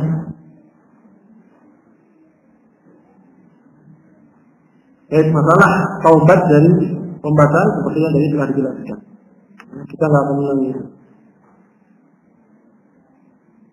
Bagaimana adat-adat yang benar dalam berziarah kuburan orang yang sudah meninggal sehingga kita tidak terjatuh dalam kesyirikan? Ini bagus. Pertama perlu diketahui bahwa ziarah kubur itu diperintahkan. Ya, diperintahkan. Kenapa? Karena dengan ziarah kubur itu akan mengingatkan kita akan apa? Kematian. Ya, karena dengan kematian kita akan ya pendek angan. Apa itu pendek angan? Nggak banyak maunya. Kan repot kalau banyak maunya. Ntar semua dilakukan. Ya. Pendek angan bagus. Ya, dia tahu bahwa hidup di dunia ini sebentar, bahwa sebentar lagi dia akan sama nasibnya dengan penghuni kubur, sehingga muncul rasa khaufnya. Ini anak-anak muda kalau lewat kuburan itu sebentar. Yang lewat itu aku kuntilanak, ya. Sengaja duduk sebentar, walau di pinggir kuburan. Duduk sebentar, taruh itu tas, ya, kemudian lihat ke kuburan. Jangan hujan, beriasin. Hujan beriasin. Kuburan beriasin. Jangan hujan, ya. Kuburan beriasin. Ya. Kemudian berada doa. Ya, apa doanya? Assalamualaikum ya ahlal kubur. Selamat datang kalian wahai muslimin. Ilal muslimin wal mu'minin. Dari yang muslim dan mukmin, ya. Wa inna insyaallah bikum lahiqun. Dan insyaallah kami besok menyusul. Ya, jangan sepi itu. Ya, insyaallah enggak banyak mau nih. Ya. Mau ini bisa jadi, ini pasti. Gitu kan? Seperti itu penting. As'alullah lana wa lakum al-'afiyah. Kita minta kepada Allah untuk kami dan kalian keselamatan. Seperti itu maksud dari tujuan ziarah kubur. Ya. Kemudian dari tujuan ziarah kubur lainnya, ya juga, ya, kalau misalnya kuburan keluarganya, ya, maka dibersihkan, ya, dari segala hal yang merusak tanda-tandanya. Bahwa itu kuburan. Ya, jangan sampai misalnya karena diketahui bahwa itu kuburan karena terlalu lebar, ya, nah diurus, ya, akhirnya jadi besok udah dibangun bangunan dia kita nggak tahu bahwa itu kuburan. Itu maksudnya. Ya. Dijaga tanda-tandanya. Ya. Kemudian termasuk juga mendoakan si mayit, walaupun mendoakan si mayit ini nggak mesti di kuburan. Ya, mohon ampun, mohon maghfirah, ya rahmat untuknya, ampunan untuknya. Ini di antara adat-adat yang bisa dilakukan dalam ziarah kubur. Wal ilmu indallah.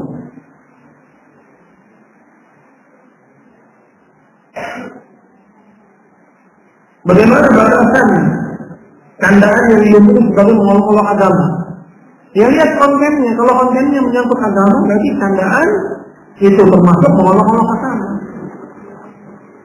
Maka kita harus tahu konten channel itu jangan sampai menyentuh ranah, ya, agama yang harusnya, ya, kita agungkan.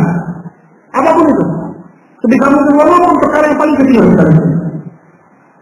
Ya. Nah itu menuntut kita untuk mempelajari agama Allah Subhanahu wa Ta'ala.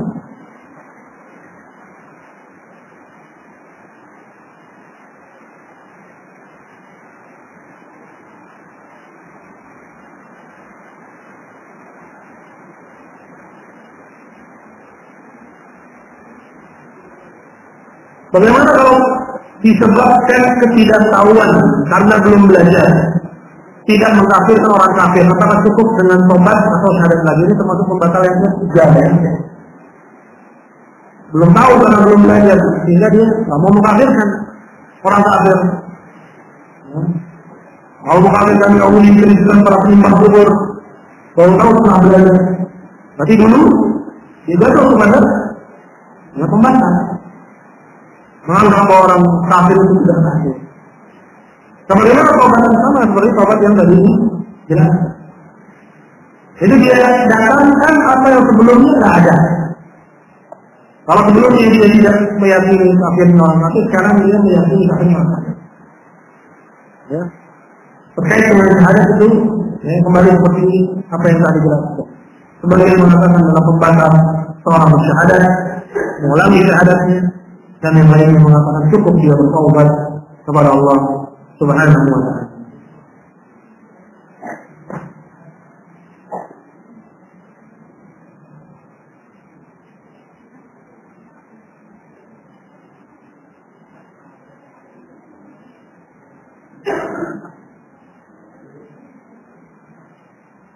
Bagaimana sikapnya terhadap orang yang mengolok-olok sunnah Nabi?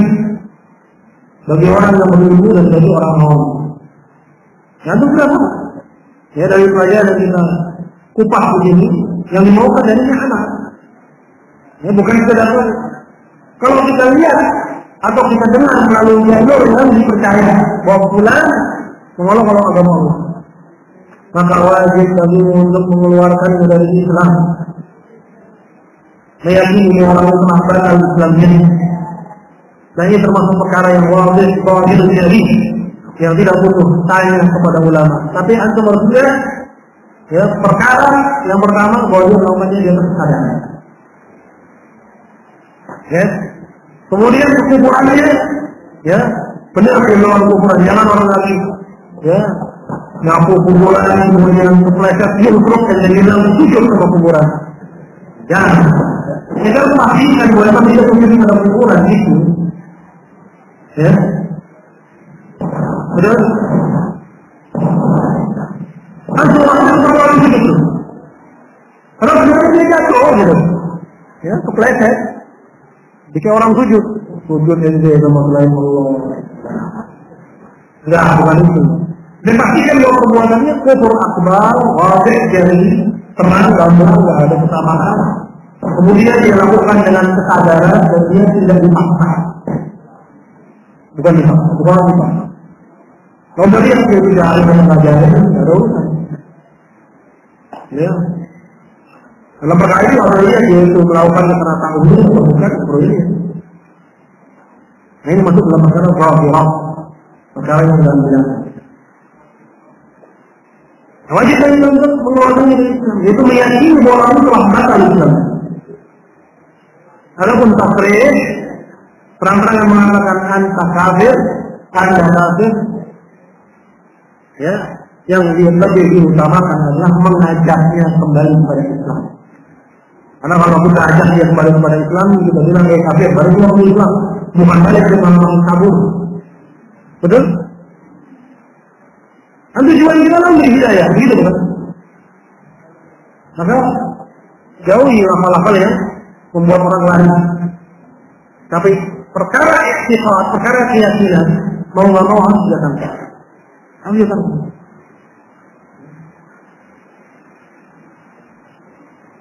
Bagaimana kondisi kita di Indonesia yang hukumnya berdasarkan hukum konstitusi? Yang berikan dan meroti beringkar 3. Keinginan berapa? Ada 3. Mama aku mengkau pada biaya. Coba dengan kalau kamu maka coba dengan coba dengan ucapannya. Kalau dengan maka coba dengan hati mungkin terlalu. Mengingkari bahwa itu kekufuran dalam hati. Tapi kalau dia nggak bisa sampai dalam pengingkaran hati sekalipun, maka nggak ada lagi keimanan itu. Walaupun kalau ada kehabba kehabban iman, nggak ada di balik itu setelah itu, walaupun sedikit iman, dia nggak lagi mencari umur berjalan. Ya.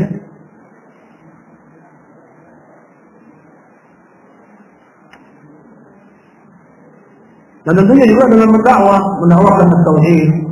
Ya, karena munculnya orang-orang yang jauh tentang agama Allah dari masyarakat yang jahil terhadap agama Allah juga munculnya pemimpin yang jahil terhadap agama Allah dari masyarakat yang jahil terhadap agama Allah juga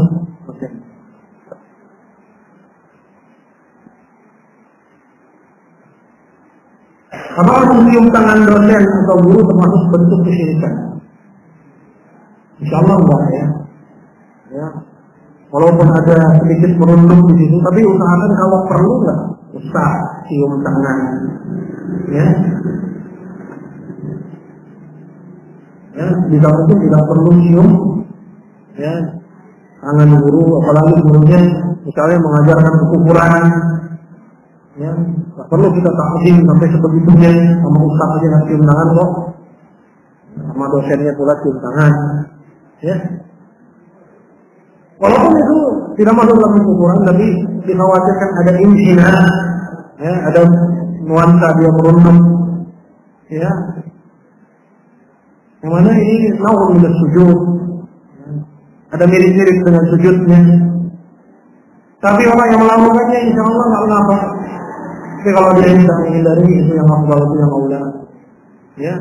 Cukup dia berbuat baik dalam ya, hal-hal yang tidak menyentuh perkara-perkara yang riskan seperti itu. Ya. Nanti kalau udah cium tangan, cium lutut, ya. Ada lagi yang cium kaki, ya. Di budaya sungkeman, ya. Ini kan sudah mirip-mirip sama sujud.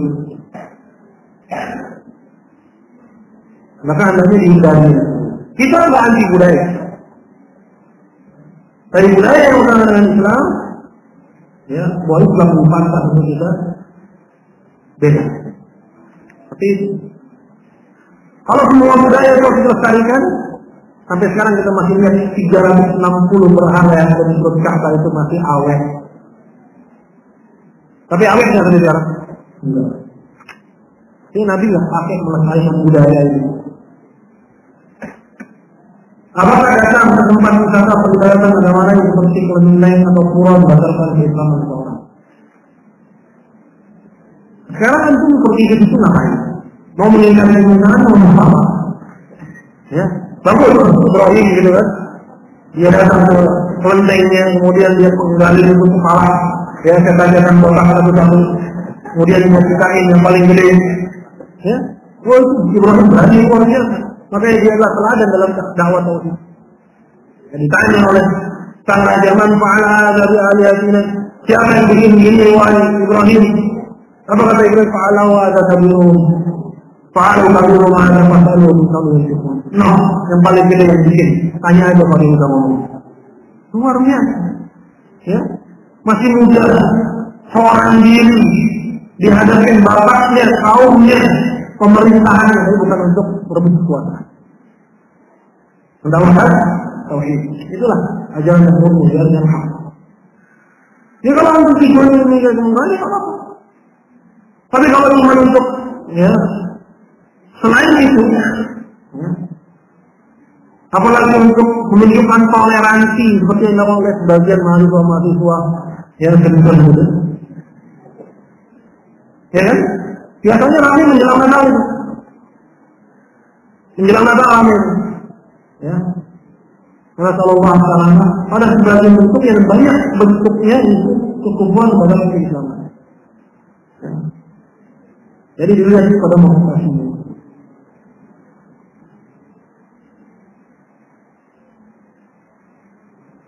Oh, tujuannya untuk wisata boleh. Jangan, nggak perlu. Karena wajib alaihi itu kadang antum nggak mampu, ya, udah nggak mampu malah menikmati lagi selfie gitu. Ini kan nggak benar namanya, ya. Nggak bisa mengingkari dengan hati, mengingkari dengan hati selfie, ya, bohong.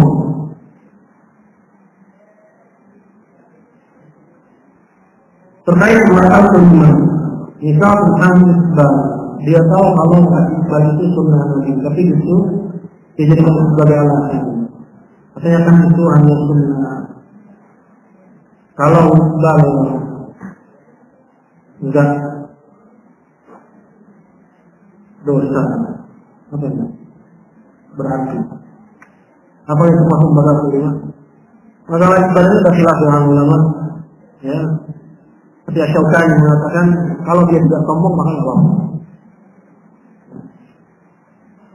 Intinya perkara-perkara diketahui itu sunnah, kemudian ya dia tidak mau mengamalkannya. Ya. Seperti dia membencinya. Ini masalahnya adalah ibu, bukan sekedar tidak mau mengamalkannya. Karena disebutkan walau amin tadi, walaupun dia mengamalkannya, dia bencinya. Dia tahu itu ajaran kemudian dia benci. Seperti itu. Jadi yang menjadi perhatiannya adalah masalah kebencian yang ada dalam hati.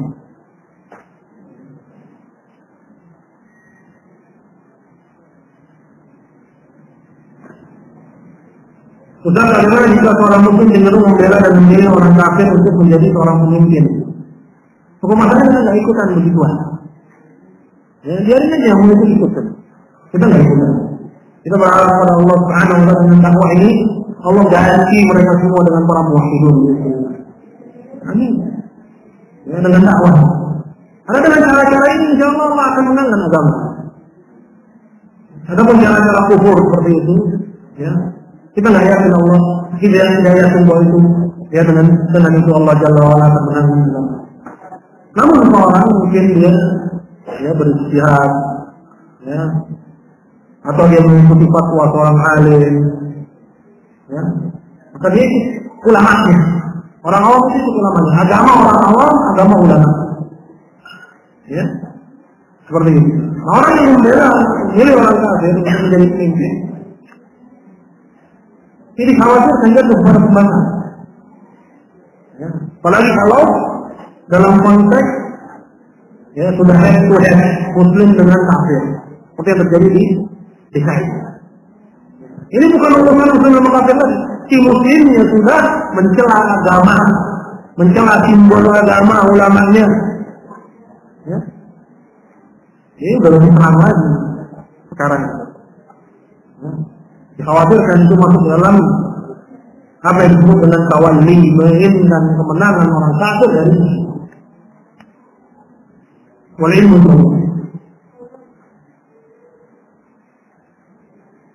Baik, karena udah ditegur nih. Insyaallah. Berarti nggak ada lagi ya. Pada zuhur nggak ada lagi. Udah cukup ya. Baik. Ini yang belum dijawab, insyaallah diikuti sama Ustaz. Ya, Jabir mungkin insyaallah beliau yang akan jawab. Ya. Ini dengan Allah Subhanahu wa taala inilah kajian kita Nawaqidul Islam. Semoga Allah Subhanahu wa taala memberikan kepada kita ilmu yang bermanfaat dan amal yang nafi yang berguna bagi diri kita pribadi dan juga masyarakat kita biiznillah, karena ada dalam pundak kita kewajiban untuk mendakwahkan agama yang kita ketahui. Semoga dengan menjadi amal saleh kita dan juga kebaikan bagi kita, masyarakat kita dan negeri kita. Amin ya rabbal alamin. Dan kurang lebih mohon maaf. Wa akhiru da'wana alhamdulillahi rabbil alamin. Assalamualaikum warahmatullahi wabarakatuh.